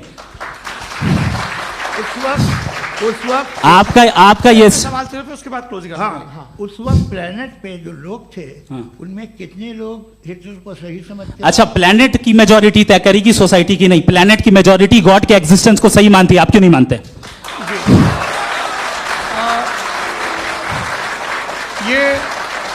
हेलो ये क्रॉस क्वेश्चन का राउंड यहां पर समाप्त होता है। और ये बड़ा अच्छा है कि इस तरह से फ्रेगमेंट कर दिया गया है ताकि जो मरकरी ऊपर जा रहा है नीचे जवाब दे दूं जी। प्लेनेट की ज़्यादातर मेजॉरिटी कुछ दूसरे मजहबों के खुदा को मानती है। आप उन्हें क्यों नहीं? आप तो मेजॉरिटी की बात कर रहे हैं। अच्छा, ये क्लोजिंग आप ये कह रहे हैं इविल और गुड को डिसाइड मेजॉरिटी करेगी। मेजॉरिटी जो कर दे वो सही हो जाएगा। क्लोजिंग इसको जैसा आप ही लोगों ने तय किया है उसी फॉर्मेट को फॉलो कर लेते हैं। हाँ भाई, मैंने तो भले लोगों पे एतबार किया और तब मॉडरेशन तय किया जी। आपके पास 5 मिनट का वक्त है, क्लोजिंग आर्ग्यूमेंट है, उसके बाद हम ऑडियंस से क्वेश्चन आंसर लेंगे जावेद साहब की क्लोजिंग आर्ग्यूमेंट के बाद। ओके, बहुत शुक्रिया जी। हमारा जो टॉपिक है डज गॉड एग्जिस्ट, मैं इस पे इतने एकेडमिक तैयारी करके आया था, मुझे था कि मैंने सोचा था कि कई सारे मैं आर्ग्यूमेंट्स दूंगा, लेकिन वक्त की भी किल्लत और जावेद साहब बार बार इधर उधर चले जा रहे थे तो उसको भी थोड़ा एंटरटेन करना पड़ गया। डज गॉड एग्जिस्ट पे मैं एक ही आर्ग्यूमेंट दे पाया। आर्ग्यूमेंट्स बहुत हैं और डेफिनेटिव आर्ग्यूमेंट्स हैं, और मेरे आर्ग्यूमेंट को किसी एक राउंड में भी इन्होंने एंटरटेन नहीं किया और रेफ्यूट नहीं किया, एक राउंड में भी नहीं, एक राउंड में भी नहीं। और ना ही अभी आपका क्लोजिंग आर्ग्यूमेंट आएगा, नहीं वो बता देना। Argument of contingency sir. अरे मैं आपसे कई बार कह चुका हूँ कंटीजेंसी का मतलब अब मैं कैसे समझाऊं आपको आपस में? हाँ, आप और कितने आसानी से समझाऊं मैं, मुझे तो नहीं समझ में आ रहा है। आप अपनी आर्ग्यूमेंट ऑफ कंटीजेंसी उर्दू में बोल सकते हैं। हाँ, आप अपनी बात पूरी कर लें जी, आखिरी 4 मिनट। दूसरी चीज, just a minute please ma'am, can I talk? दूसरी चीज ये है कि आपने एक तो इसका जवाब नहीं दिया, दूसरा आपने गॉड के ना होने पर कोई डेफिनेटिव आर्ग्यूमेंट नहीं दिया, सिर्फ मजहब पे बात कर रहे हैं आप। मजहब तो आज हमारा टॉपिक ही नहीं था, आज तो हमारा टॉपिक हो, आप मजहब से ले लेकर आईएस तक चले गए। भाई हमारा क्या ताल्लुक है उससे? We condemn them. और उसका गॉड से क्या ताल्लुक है? अगर कोई गलत काम कर रहा है, किसी ने किसी को कत्ल किया, किसी ने किसी का रेप किया, उसको सजा मिलनी चाहिए। और आपके पास कोई भी rational strong foundation of morality नहीं है। आपने कहा कि मेजॉरिटी तय करेगी सोसाइटी की, वो सही होगा। मैंने कहा हिटलर को फिर आप सही कहेंगे, नहीं नहीं नहीं नहीं, प्लैनेट की सोसाइटी की मेजॉरिटी तय करेगी। तो प्लैनेट की मेजॉरिटी गॉड के एग्जिस्टेंस को मानती है, आप कह रहे हैं ये रिलीजियस है। तो यानी आपके पास कोई स्ट्रॉन्ग फाउंडेशन नहीं है ऑब्जेक्टिव मोरालिटी का। ऑब्जेक्टिव मोरालिटी का अगर कोई फाउंडेशन है तो वो सिर्फ गॉड है, गॉड है, गॉड है। थैंक यू जी। ये मुफ्ती शमाइल नदवी साहब का क्लोजिंग आर्ग्यूमेंट था। अब हमारे पास जी, मैं जी ये बड़ा अच्छा है कि दोनों लोगों को मॉडरेटर से शिकायत भी और बोल रहे हैं भाई हमारी शाबाशी भी तो करते चलो। अब मेरी बात जी, आपके पास जावेद अख्तर साहब 5 मिनट का वक्त है, ये आपका क्लोजिंग आर्ग्यूमेंट है, टाइम रीसेट कर दें जी। देखिए, बहुत सारी बातें हैं। गॉड का डेफिनेशन दुनिया के किसी भी रिलीजन में है कि वो ओमनीपोटेंट है, ओमनीप्रेजेंट है, he is just, he is kind, he loves you and so on. मैं जब दुनिया देखता हूँ तो मुझे कोई ऐसा सुप्रीम पावर यहाँ दिखाई नहीं देती है जो इंसान की बहबूदी के लिए कुछ कर रही हो, कमज़ोर को बचा रही हो, मदद कर रही हो, जालिम को पीछे हटा रही हो। मैं नहीं देखा, तारीख़ में नहीं। एक तो अगर है और ये देख रहा है तमाशा, तो उसका होना न होना बराबर है। दोयम ये कि ये जो है, जब आप ये कहते हैं कि कायनात जिसकी कंटीजेंसी है, मैं देखिए वो लफ्ज़ इस्तेमाल किया मैं, तो ये कैसे हो सकती है भाई? और फौरन आप सरेंडर कर देते हैं कि जाहिर है कि इसका बनाने वाला तो इससे 10,000 गुना था कॉम्प्लिकेटेड होगा। उस पर आपके होने पे कोई इतराज़ नहीं है। उसे वो टाइमलेस है, वो पहले से था, टाइम तो बहुत बाद में आया। ये सब आप मानने को तैयार है जिसका आपके पास कोई सबूत नहीं, आपके पास कोई रीज़न नहीं है। आपकी तारीफ क्या है मजहबों की? बिलीफ की, जो खुदाओं का बिलीफ है, ये कॉन्स्टेंटली गलत साबित होता रहा है। मतलब आप कहें कि अरिस्टोटल के ज़माने में तो सब जाहिल थे, वो भी इतने ही यकीन से खुदा पे यकीन रखते थे, जो अब नहीं रहा। ये भी नहीं रहेगा, आप लिख लीजिए। और इसके आसार आपको दुनिया में दिखाई देना शुरू हो चुके हैं। ये बहस क्या आज से 100 साल पहले इस तरह हो सकती थी? यहाँ तक तो आपको हम ले आए हैं। तो सर अरे इनको मदद की ज़रूरत नहीं भाई, ये सेल्फ सफिशिएंट आदमी है, आप क्यों इनकी मदद कर रहे हैं? Sir please. तो ये जो है तमाम बातें अपनी जगह हैं। ये एक पैकेज है।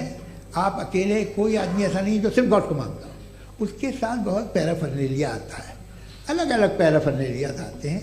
दे are only, they have always created chaos in the society. मैं तो आपको सीधा ऑफर देता हूँ कि दुनिया में 10 इम्पॉर्टेंट बिलीव्स हैं। आप 1 मानते हैं, 9 नहीं मानते, 9 में आप एथियस्ट हैं, 9 को आप बिल्कुल रीजनेबली मेरी तरह देखते हैं। तो 90 मजहबी आदमी भी 90% एथियस्ट है। वो दूसरे खुदा नहीं मानता, एक खुदा मानता है, अपना वाला, बाकियों को कहता है गलत है। अगर आप मानना ही बंद कर दे तो आपका 10% चांस है कि आप सही हैं और 90% चांस है कि आप गलत हैं। मेरा मशवरा है, आप मानना छोड़ दिए तो 50% चांस होगा कि आप सही हैं और 50% चांस होगा, 40% आप गेन करेंगे बाय बिकमिंग एन एथियस्ट।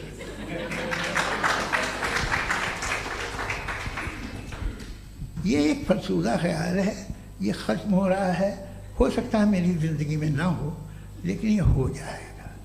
जो बातें ये इनको आप मेटाफिज़िकल ये वो ऐसे रिस्पेक्टेबल टर्म दे दिए, ये तो उन लोग के हैं जिन्हें ना फिज़िक्स मालूम थी ना मेटा मालूम था, ये उन्होंने आपको दिए हैं। जी बहुत शुक्रिया आप दोनों लोगों का। और अब इस बातचीत का आखिरी राउंड शुरू होगा, डज गॉड एग्जिस्ट की ये बहस मुफ्ती शमाइल नदवी और जावेद अख्तर साहब के बीच। आप लोग अपने अपने हाथ ऊपर करेंगे, मैं यहाँ से तय करूँगा। और माइक हमारे पास है क्या? एक ही माइक है ऑडियंस के लिए? 2 माइक है, एक इस तरफ एक इस तरफ, ठीक है। तो जी सबसे पहले हमारी सहयोगी हैं मारिया शकील जी, पूछिए सवाल। थोड़ा सा रुकेंगे ताकि कैमरे का फ्रेम आप पर आ जाए, आपकी तो प्रैक्टिस है टीवी की। जी नदवी साहब, मैं खुदा को मानती हूँ, पहले मैं इसी प्रमाइस से शुरू कर रही हूँ और ये बता रही हूँ आपको, मैं मानती हूँ। लेकिन कुछ सवाल हैं जो जावेद साहब ने उठाया, उसका जवाब आपको देना चाहिए। पहला सवाल ये कि गज़ा में सालों से छोटे बच्चे मर रहे हैं, वो उनको अगर खुदा मर्सीफुल है, हम मानते हैं कि अल्लाह ताला में बहुत ताकत है, तो वो बच्चे क्यों मर रहे हैं? दूसरी बात ये कि अगर कंटिजेंसी की जो आप बात करते हैं, पूरे मुस्लिम ममालिक मिल करके भी उन गज़ा के बच्चों को क्यों नहीं बचा पा रहे हैं? क्योंकि अगर वो चाहते, क्योंकि अल्लाह ताला उन पर हुकूमत करते हैं, सब पर हुकूमत करते हैं, तो वो उनको क्यों नहीं बचा? जी थैंक यू वेरी मच। बहुत अच्छा किया आपने इस चीज़ को जिक्र कर दिया, मैं इसको और अच्छे से एक्सप्लेन करने की कोशिश करता हूँ। देखें, जहाँ तक आपने कहा कि गज़ा के बच्चों को मारा जा रहा है, देखें 2 वर्ल्ड व्यू है, एक एथीस्टिक वर्ल्ड व्यू, एक थीस्टिक वर्ल्ड व्यू है। बच्चे मर रहे हैं दोनों वर्ल्ड व्यू में, लेकिन हमारा वर्ल्ड व्यू कह रहा है कि रिकॉम्पेंस है, ये कह रहे हैं कि उनका मरना बेकार जाने वाला है, कोई उसका रिकॉम्पेंस नहीं है, चूंकि इनके यहाँ आखिरत और अल्लाह का कोई तसव्वुर या गॉड का कोई तसव्वुर नहीं है। आपने ये सवाल किया कि गॉड मर्सीफुल है, क्यों नहीं रोकता? ये मैंने बताया कि ये मिसकंसेप्शन है लोगों के दरमियान कि गॉड को सिर्फ मर्सीफुल और ओमनीपोटेंट समझते हैं। गॉड के सिर्फ यही 2 एट्रीब्यूट्स नहीं हैं, गॉड के कई सारे एट्रीब्यूट्स हैं, उनमें से अल हकीम भी है, उनमें से ऑल वाइज भी है, ऑल नोइंग भी है। लिहाजा अगर इस दुनिया में किसी को तकलीफ आ रही है और गॉड उसको नहीं रोक रहा है, वो इसलिए नहीं रोक रहा है चूंकि इंसानों को फ्री विल दिया गया है। ठीक इसी तरीके से अगर एक डॉक्टर किसी छोटे बच्चे को इंजेक्शन लगा रहा है, उसे तकलीफ पहुंच रही है, उसके लिमिटेड पर्सपेक्टिव के एतबार से यह गलत हो रहा है और डॉक्टर बुरा है। लेकिन जब आप ब्रॉडर पिक्चर को देखेंगी, आपके और हमारे पास सिर्फ एक पिक्सल है, हमें इतना नजर आ रहा है कि गजा में कत्ल हो रहा है, लेकिन इसके पीछे कितना रिकॉम्पेंस उनको मिलने वाला है, पूरा पिक्चर गॉड के पास है। तो एक पिक्सल से आप पूरे पिक्चर को कभी भी जज नहीं कर सकती। आप इसमें कुछ जोड़ना चाहेंगे? आपको कुछ बोलना है इसमें? भैया आपने बहुत अच्छा जस्टिफिकेशन दिया। या आप वो जो वहाँ के प्राइम मिनिस्टर इजराइल के उन्हें भेजिए, वो बहुत खुश होंगे। आप जस्टिफिकेशन दे देना कि अगर गॉड नहीं है तो बच्चे क्यों मर रहे हैं, आप बताएं। वो ये सवाल पूछ रहे हैं कि अगर आप ईश्वर का अस्तित्व नहीं मानते हैं तो उन बच्चों की मौत को आप कैसे इंटरप्रेट करते हैं? भाई ये दुनिया जो है, जो ताकतवर लोग होते हैं वो एक नाइंसाफी करते हैं। तो ये अच्छा काम है आपके नजदीक, तो नेचर नाइंसाफी पे मबनी है। अरे मेरे भाई, आप नेचर की कहाँ बात कर रहे हैं, तो इंसान की बात तो फिर जब मैं इंसान की बात कर रहा था आप नेचर की बात करने लग गए। क्रॉस एग्जामिनेशन नहीं। हाँ, अब आप मुझे बोलने नहीं देंगे तो अलग बात है, आप बोलिए, मुझे कोई जल्दी नहीं। जी नहीं, ये क्रॉस एग्जामिनेशन मुझे बोल तो लेने दीजिए। जी बोलिए। क्या बात ये है कि ह्यूमन सोसाइटी तभी साथ में रह सकती है जब वो मोहब्बत से, एकता से, एक दूसरे के एहतराम करके रहे। इसके अलावा पॉसिबल नहीं है, अकेले तो इंसान रह नहीं सकता। वहाँ पर कुछ लोग हैं जो फाउल करते हैं, वो फाउल हमेशा से तारीख में होता आया है। आज ये हो रहा है, जो हो रहा है बहुत बुरा हो रहा है, बहुत जालिमाना है, बहुत जाबराना है। उसको आप कहें कि ये बच्चों को कॉम्पनसेशन मिल जाएगा या इसकी इंजेक्शन है, इंजेक्शन तो हेल्थ के लिए दिया जाता है।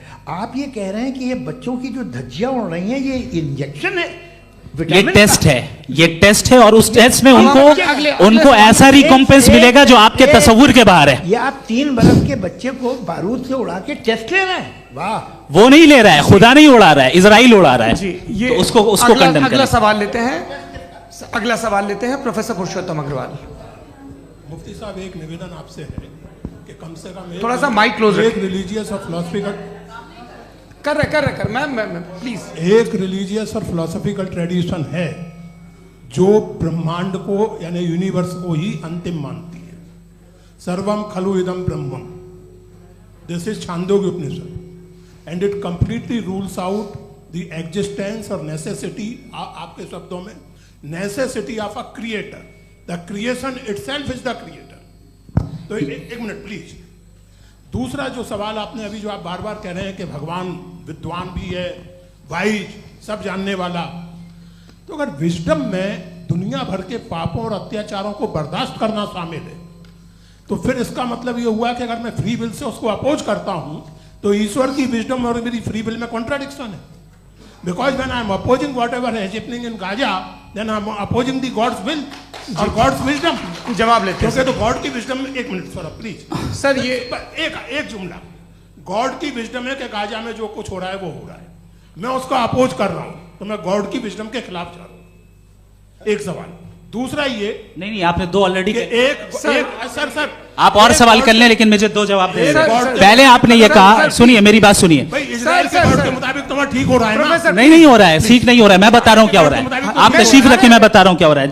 Let me complete please. एक सेकंड गाइस, एक सेकंड। ये देखिए ऐसा है कि ये सब बड़ा आपस में विचार विमर्श के बाद ये तय हुआ था कि कुछ नियम बना लिए जाएं ताकि एक टाइम बाउंड बातचीत चले। और भाई साहब आप बड़ा जरूरी काम कर रहे हैं, लेकिन कैमरे के फ्रेम में आके उस काम को गड़बड़ कर दे रहे हैं। ठीक है गुरु, अब मेरे को कहीं का गुस्सा कहीं निकालना था, सॉरी। नहीं कोई गुस्सा नहीं है जी। तो प्रोफेसर ने सवाल पूछे, आप उनके जवाब दें, और थोड़ा ये सब लोग थोड़ा ख्याल रखें भाई, सवाल संक्षिप्त रखें जी। आपने दो सवाल किया। सबसे पहला ये कहा कि हमारे पास ये कॉन्सेप्ट है कि ये यूनिवर्स खुद नेसेसरी बीइंग है, creation itself is the creator. How irrational is this कि मैं एग्जिस्ट करूंगा बाद में, लेकिन अभी एग्जिस्ट कर भी रहा हूं, यानी एक ही टाइम में एग्जिस्ट भी कर रहे हैं, नहीं भी कर रहे हैं। This is not true. दूसरी चीज आपने कहा कि अगर इजराइल में, सॉरी माफ कीजिएगा, Israel doesn't exist, occupied Palestine में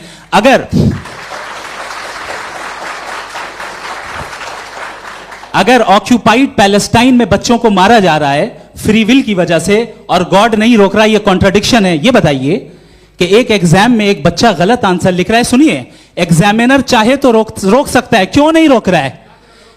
ये कॉन्ट्रडिक्शन है, ये कॉन्ट्रडिक्शन नहीं है। माइक नहीं सर, ये आपस में जी, ये क्या आपका सवाल?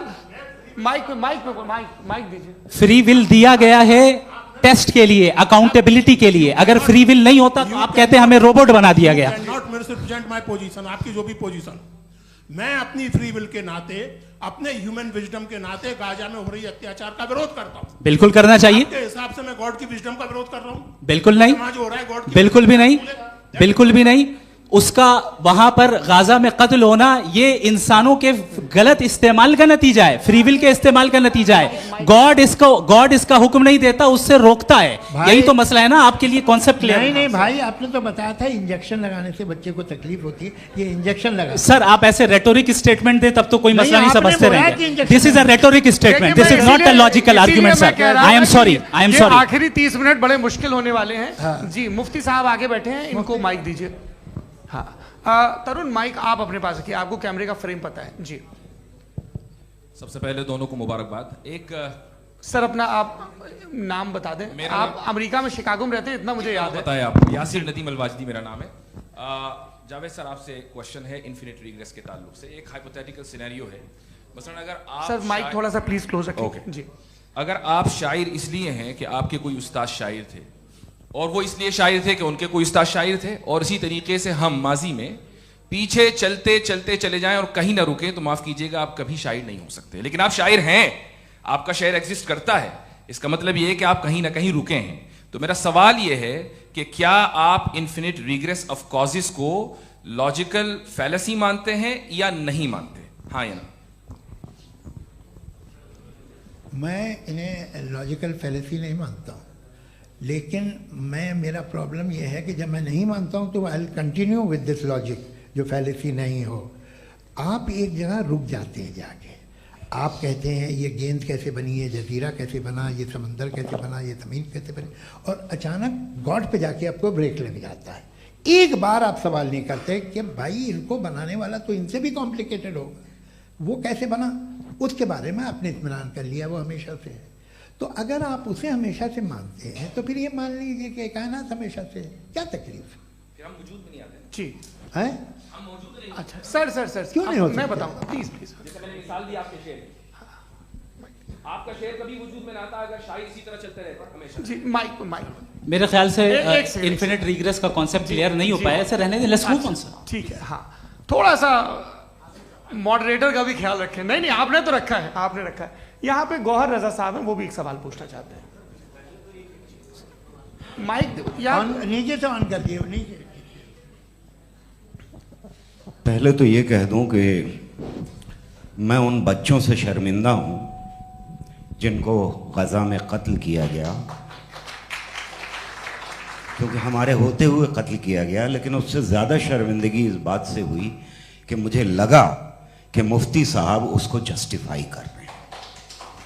बिल्कुल भी नहीं, आप बहुत ही गलत, मुझे लगा मैं गलत हो सकता हूं। बिल्कुल गलत। मैं सवाल पूछ रहा हूं, सवाल मैं सवाल पूछ रहा हूं। मैं जावेद भाई से डिसएग्री करता हूं। एक सेकंड देखिए, अगर देखिए ऐसा, एक सेकंड आप सर वेट, अरे आप कुछ मेरे पहले मुझे अपनी बात क्या लेने दीजिए। अगर ऑडियंस तय करेगी तो फिर मॉडरेटर का मतलब नहीं। मेरा आप सबसे ये कहना है, ये बहस दो लोगों के बीच में है, एक तरफ मुफ्ती साहब, एक तरफ जावेद साहब। पिछले 1.5 घंटे से ये लोग अपने अपने तर्क रख रहे हैं। आपकी इनसे इत्तेफाकी हो सकती है, ना इत्तेफाकी हो सकती है। मेरे उस्ताद मुझे सिखा गए हैं कि मुखामुखम में असहमति की गुंजाइश बची रहनी चाहिए। अगर मैं आपकी बहुत इज्जत करता हूं गौहर साहब, आपने जो कमाल की किताबें लिखी, साइंटिफिक टेम्परामेंट, लेकिन मेरी ये गुजारिश है आप सबसे कि यदि आप इन लोगों ने जो बोला उन पर टिप्पणियां करेंगे तो ना वक्त की पाबंदी रहेगी, ना वो अनुशासन। आप सवाल पूछ लें, उस सवाल में जो बात आ जाए वो आ जाए। मैं जावेद साहब से डिसएग्री करता हूं, इसलिए जावेद साहब से सवाल पूछ रहा हूं। आपका सवाल जावेद अख्तर साहब से। और सवाल ये है मेरा कि जावेद साहब ने कई बार लॉजिक का इस्तेमाल किया कि साइंस में लॉजिक है और रिलीजन में लॉजिक नहीं है। मेरा ख्याल ये है कि रिलीजन में भी लॉजिक है, लेकिन उस लॉजिक की बेसिस ये है कि आप रुक जाते हैं, जिसका जिक्र जावेद साहब ने बार बार किया, यानी खुदा के तसव्वुर पे आते हुए, गॉड के तसव्वुर पे आते हुए रुक जाते हैं। और इसमें सवाल पूछना मतलब फॉरबिडन होता है। सवाल यह है कि क्या जावेद साहब इससे एग्री करते हैं कि साइंस की लॉजिक अलग है और रिलीजन की लॉजिक अलग है?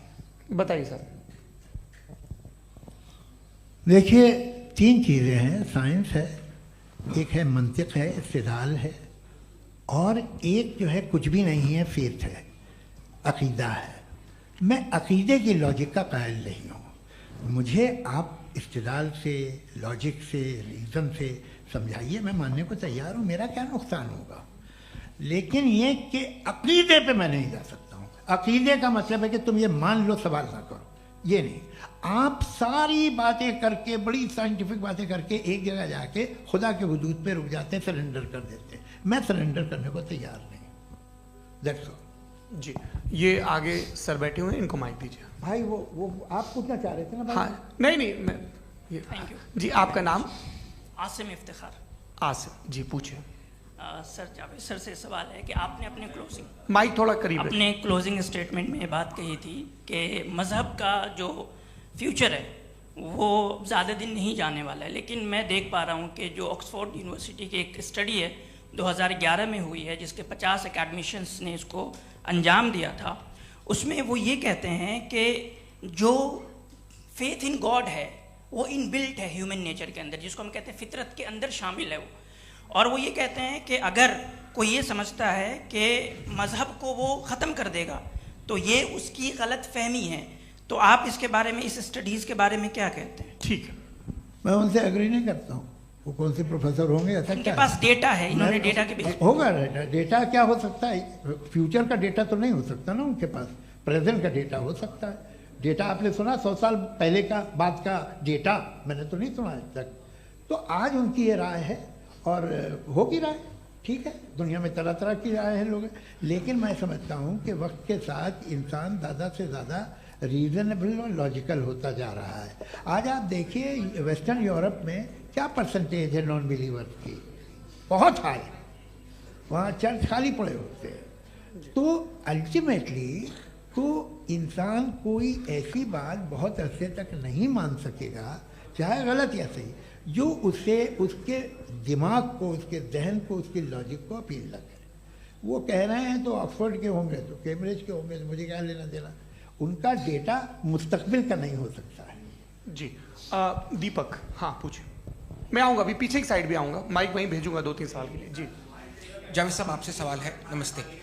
अरे भाई सर, अगर आप ही लोग को तय करना है तो फिर 200 लोग तय कर लें। नहीं sir, please don't do this sir. Everybody has a right sir, but we can only take selected questions. No sir, ये यंग लोग भी हैं तो इनकी ये अब उतने यंग, भाई आप यंग हैं कि नहीं हैं? वो कह रहे हैं वो भी यंग हैं साहब, आप उनकी नौजवानी पर दावा उनको ही करने थे। हाँ मुफ्ती साहब आप यंग, हाँ पूछे। अरे भैया सर मेरा सवाल ये है, कुछ इनसे भी तो पूछो। जी नहीं, बस आपसे एक सवाल है। जैसे थीस्टों के पास अपने जो ईश्वर को मानते हैं उनके पास अपने सोशल गेट टुगेदर्स हैं, 5 रोज़ आज क्रिसमस आने वाला है, होली है, दिवाली है, ईद है। एथिस्ट क्या ऑफर कर रहे हैं? मतलब मैं इनकी दुकान से बोलूं, मैं आना चाहता हूं उस तरफ, पर मैं अट्रैक्ट नहीं हो पा रहा हूं। मैं सोशल गेट टुगेदर्स क्या है आपके पास? वो ये कह रहे हैं कि जो धार्मिक लोग हैं, अलग अलग धर्म के लोग, उनके उत्सव त्योहार कांग्रेगेशन बहुत हैं। अब आपको मैं एक सुनाता हूँ, यहाँ हिस्टोरियन भी बैठे हैं, मृदुला जी आप बताइएगा सही है क्या। ये एक कॉन्स्टेंटाइन, एक ग्रीक रोमन बादशाह था जो क्रिश्चियनिटी आने के 400 साल बाद उसने डिसाइड किया कि मैं क्रिश्चियन हो जाऊंगा, मेरी पूरी स्टेट कैंसिल हो जाएगी। उस ज़माने में ऐसे ही होता था, राजा जो धर्म इख्तियार करता था वो जनता भी कर लेती थी, इसलिए कि वो हो गया था बैंकक्रप्ट, और उसे जो मेडिटेरियन कोस्ट के रिच क्रिश्चियन वो थे मर्चेंट, उससे पैसा चाहिए था। तो उसने कहा यार क्रिश्चियन हो जाओ। तो उसने अपने वजीर से कहा कि भाई ये हिस्ट्री है कि अब हम लोग क्रिश्चियन हो जाते हैं। पहले सर हो जाएंगे, कोई प्रॉब्लम नहीं है, लेकिन एक प्रॉब्लम ये है कि 17 दिसंबर से 25 दिसंबर तक जो पेगन फेस्टिवल होता, जो पेगन्स थे वो लोग, जो फेस्टिवल होता है वो बंद हो जाएगा, इसलिए कि हम क्रिश्चियन हो गए तो होगा नहीं। तो वो बच्चों को बहुत बुरा लगेगा, पब्लिक को बहुत इन्जॉय करते हैं, खासतौर से 25 को मेन डे। तो उसने कहा हाँ ये तो सही कह रहे हो, ये जीसस क्राइस्ट की पैदाइश कब थी? कहले साहब वो अप्रैल में थी। नहीं कट करो, वो 25 दिसंबर को है। यह हकीकत है जी। और 400 साल बाद क्रिश्चियनिटी के अप्रैल से दिसंबर ले आए, और इसलिए कि यहाँ पेगन फेस्टिवल होता था। अब मनाते हैं आप आराम से। ये जो सारे फेस्टिवल हैं ये रिलीजन से, हर एक को एक इंटरटेनमेंट डिपार्टमेंट चाहिए होता है अपनी कंपनी चलाने के लिए। तो ये रिलीजन ने, ये सेकुलर त्यौहार थे जिन्हें रिलीजन्स ने ले लिया है। ये मौसम के थे, फसलों के थे, किसानों के थे, उसको आपने लेके रिलीजियस रंग दे दिया। ये कोई रिलीजन से थोड़ी आए आप। अच्छा हमें देखिए, हम तो मुल्द हैं, हम ईद मनाते हैं, हम दिवाली मनाते हैं, हम होली मनाते हैं, हम क्रिसमस मनाते हैं। बम्बई की फिल्म इंडस्ट्री की सबसे बड़ी होली हमारे घर में, सबसे बड़ी ईद हमारे घर में। वो हमारी सोशल वो है, हमारे हेरिटेज है। ऐसा थोड़ी है कि we will throw the baby along with the water. ये तो अच्छी चीज़ है, इन्हें रखो, जो बेकार है फेंक दो। जी हाँ हेलो जी, मेरा सवाल नादवी जी से है। जैसा कि आपने बोला कि गॉड टाइम के भी परे हैं, और गॉड इतनी कॉम्प्लेक्स चीज़ है कि उसे ह्यूमन माइंड समझ नहीं सकता, और गॉड ने अर्थ पे फ्री विल भी दे दी है। तो आप अपना वक्त ज़ाया क्यों कर रहे हैं गॉड के बारे में बात करके? अपन को तो बात करनी चाहिए कि सोसाइटी को बेहतर कैसे करें। जी, मैं गॉड वही बताता है सोसाइटी को कैसे बेहतर करें। अभी मैं आपका जवाब देता हूँ। आपने कहा कि टाइम पे वो एग्जिस्ट नहीं करता, मेरा सवाल ये है कि जैसा आपने बोला कि गॉड बहुत ही कॉम्प्लेक्स चीज है। मैंने कहा ही नहीं कि कॉम्प्लेक्स है, तो आपके अल्फाज हैं।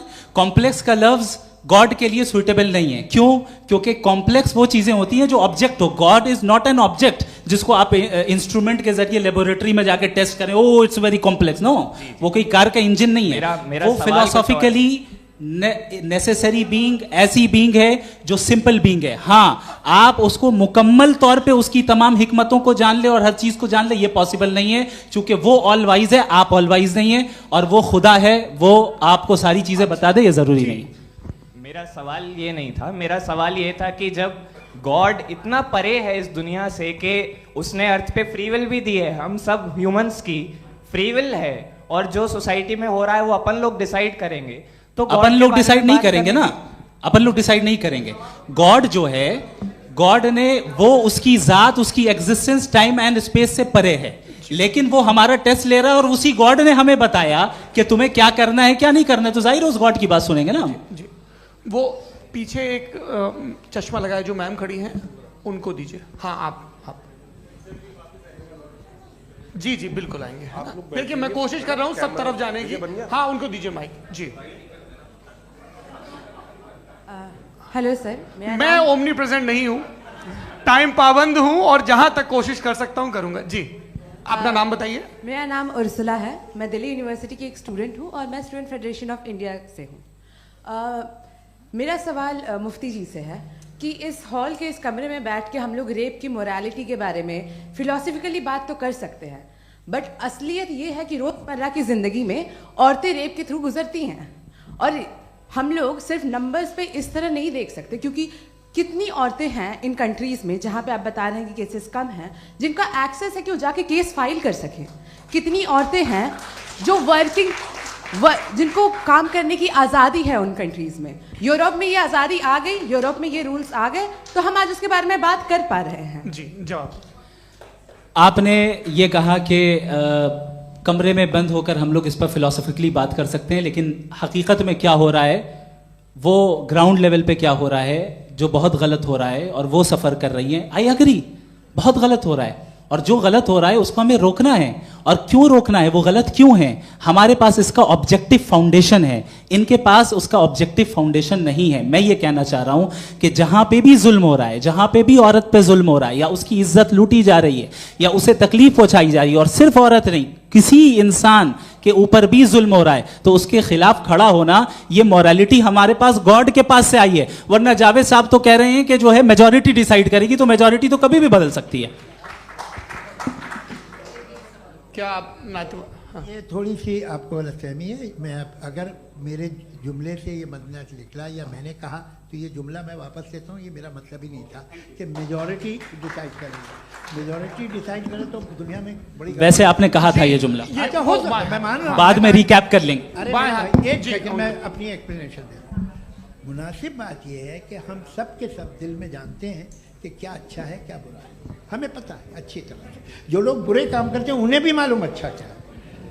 यही तो सवाल था हजरत कि फिर ये मोरालिटी आई कहां से? Cross examination. हाँ जी, हाँ। मोरालिटी साथ रहने की डिजायर से आई, यानी साथ रहकर जो कुछ कह दे, जो कुछ कर दे, वो हो जाएगा। नहीं नहीं, तो आप कायदे से रह ही कर सकते हैं जब तक लोगों में मोरालिटी हो, वरना क्यास हो जाएगा। ये आपको कैसे पता? जी, हमने देखा ना, जहां मोरालिटी का क्यास हो गया, हम देखते हैं। कहां पे देखते भाई? दुनिया में। आप जो आप कहीं पे अगर गलत हो रहा है तो उसको आप गलत देखिए। आप एपिस्टेमोलॉजी की बात कर रहे हैं, मैं ऑन्टोलॉजी की बात कर रहा हूं। मैं इस बहस के बाद आप दोनों लोगों को चाय पे होस्ट करूंगा, वहां पे क्रॉस एग्जामिनेशन कर लीजिएगा। अभी ऑडियंस का हक मार रहे हैं आप लोग भाई, सर जस्ट लोग हैं आप लोग। और ये भाई ये हाँ, उधर आएंगे, उधर जी सर आएंगे। अच्छा सर, मेरा नाम लईकुर रहमान है और मैं अलीगढ़ मुस्लिम यूनिवर्सिटी का स्टूडेंट हूँ, और जहाँ तक मुझे पता है कि sir you are also product of Aligarh Muslim University. मैं भी उसी चमन का बुलबुल। हाँ सर, तो बहुत खुशी हुई मुझे जान करके कि मैं आपसे मिलूंगा। सवाल सर, मेरा सवाल यह है, सर सैयद अलैहिर्रहमा का नज़रिया यह था कि खुदा के वजूद को अक़ल के दायरे में रह कर के तलाश करना, न कि पूरी तौर से उसका इनकार कर देना। Sir, how will you define it? नहीं, तो ये तो आप इन्हें बताइए।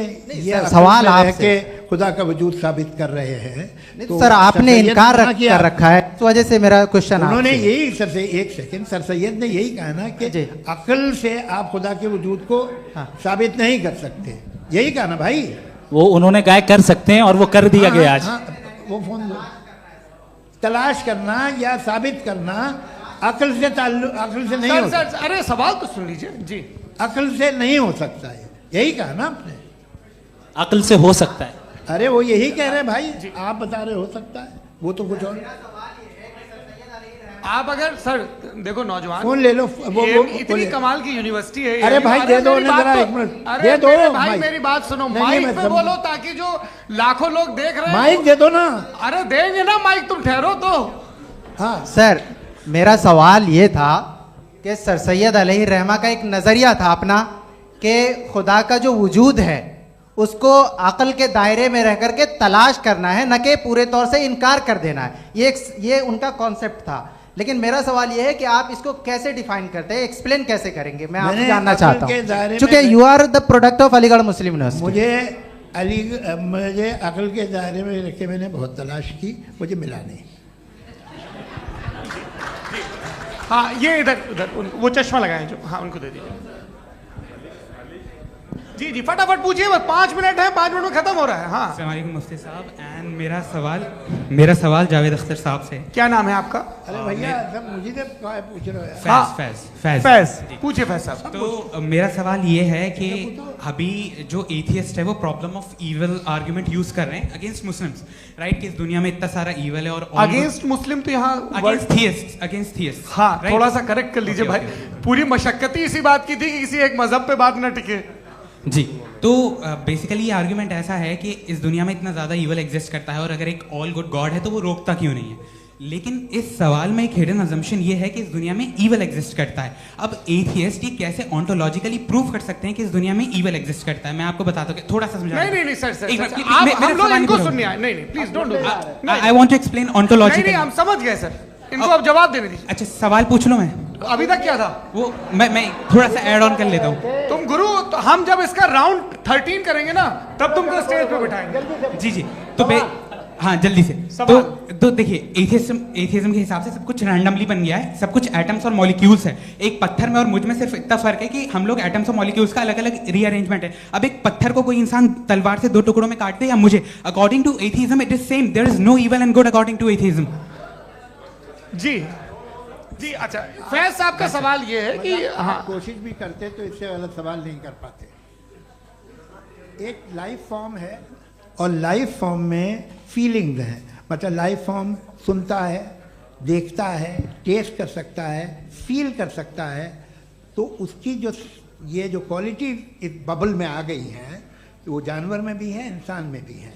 तो जाहिर है कि उसे कोई तकलीफ पहुंचेगी, तो चूंकि उसके पास वो सेंसिटिविटी है तो मैं करेगा।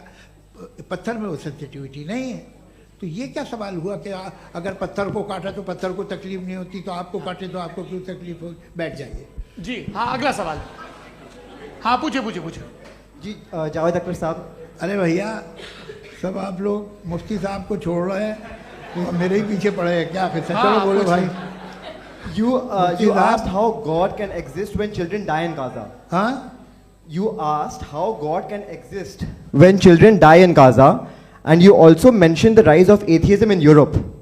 But the same events also are leading many atheists and non-believers to turn towards faith.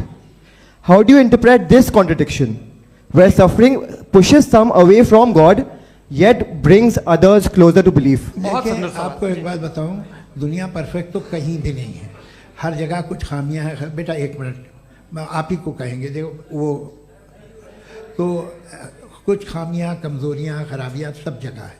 लेकिन अगर देखोगे ईमानदारी से कि दुनिया सबसे ज़्यादा महज़ब कहाँ है, एक आम शहरी को कहाँ हुकूक हासिल हैं, वो बोल सकता है, अपनी मर्ज़ी से काम कर सकता है, अपनी मर्ज़ी से राय दे सकता है, हुकूमत के ख़िलाफ़ बोल सकता है, बरसरे इक़्तिदार लोगों के बारे में बोल सकता है, सरमायादारों के ख़िलाफ़ बोल सकता है। तो आपको ये स्कैंडिनेवियन कंट्रीज़ में मिलेगा, वेस्टर्न यूरोप में मिलेगा। मैं नहीं कह रहा वो परफेक्ट है, बिल्कुल नहीं, वहाँ बहुत ख़राबियाँ भी हैं, परफेक्ट तो कोई। लेकिन जिन जिन मुल्कों में, लैटिन अमेरिका देखो, गल्फ़ देखो, वहाँ पर आपको ये ज़रूर है कि रेप नहीं होते होंगे। रेप की ज़रूरत क्या है भाई? उसको तो ख़रीद लो, घर में रखो, सड़क पर रेप करने की क्या ज़रूरत है? मगर सुनिए, मगर हकीकत ये है कि वहाँ शख्सी आज़ादी राय देने की, बोलने की नहीं है। जी ये एक आखिरी सवाल मुफ्ती साहब से। हाँ मैम, इनको माइक दीजिए। शुक्रिया। मेरा नाम मनीषा है, मैं हरियाणा से आई हूँ। मैं मुफ्ती साहब से एक बात पूछना चाहती हूँ। आप बार बार जावेद साहब को कॉन्ट्राडिक्ट तो कर रहे हैं कि आपने ये कहा, लेकिन आप भी अजम्पशंस के बेसिस पे बात कर रहे हैं। आपने खुदा के होने का कौन सा प्रूफ पेश किया है खुदा की एग्जिस्टेंस का? अब इस सवाल को अलग रहने दीजिए, कौन एथीस्ट है कौन नहीं है। और दूसरी बात जो आपने एक छोटी सी कही थी कि ये फ्री विल का इस्तेमाल करता है इंसान अपनी, लेकिन इस फ्री विल का इस्तेमाल में मतलब खुदा ने ये दे दी सबको ये इजाजत कि वो कितना घिनौनापन और कितने ज्यादा खराब से खराब तरीके इस्तेमाल कर सकता है। जवाब सुनते जी। आप फ्री विल को मानती है ना, या अब कहती है कि फ्री विल नहीं है ना? मानती है ना? तो अब आपके पास इसका कोई एक्सप्लेनेशन नहीं है कि अगर एक इंसान उस फ्री विल का इस्तेमाल करके गलत काम कर रहा है और बच के अच्छी जिंदगी गुजार के निकल जा रहा है, उसका कोई रिकम्पेंस नहीं है। हमारे वर्ल्ड व्यू में जो इंसान गलत काम कर रहा है उसको भी रिकम्पेंस यानी उसका बुरा बदला मिलना है, और जो सही काम कर रहा है उसको सही बदला मिलना है। लिहाजा जो फ्री विल है वो इस तरीके से है कि एक लिमिटेड टाइम तक खुदा ने मोहलत दी है। ऐसा नहीं कि छूट दे दी, जो करना है करते रहो हमेशा। वक्त आएगा जब एग्जाम का टाइम खत्म होगा तब रिजल्ट आएगा। दौराने एग्जाम जबरदस्ती आपको नहीं बताया जाएगा। अरे भाई एक सेकंड जी, एक सवाल मुफ्ती साहब से मेरा है। मुफ्ती साहब से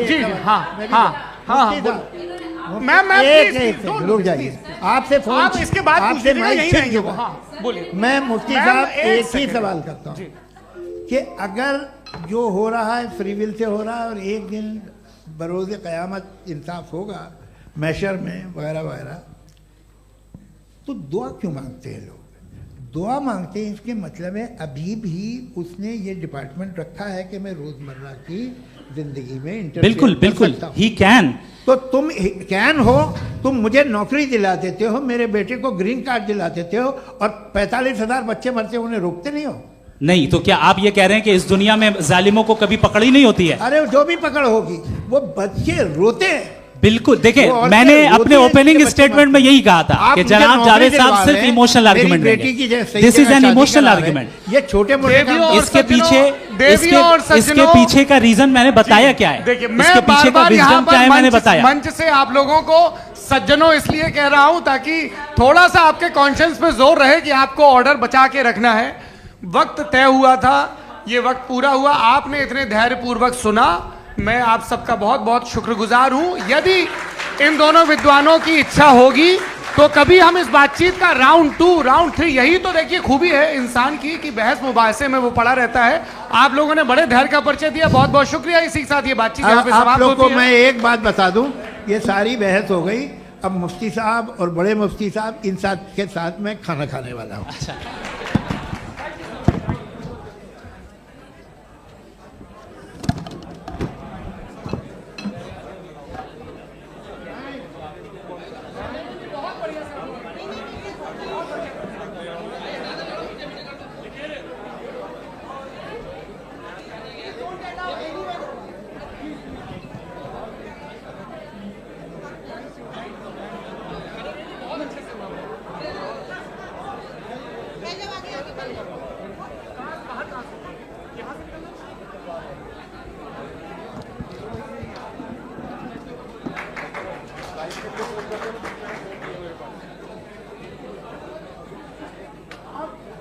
Thank you.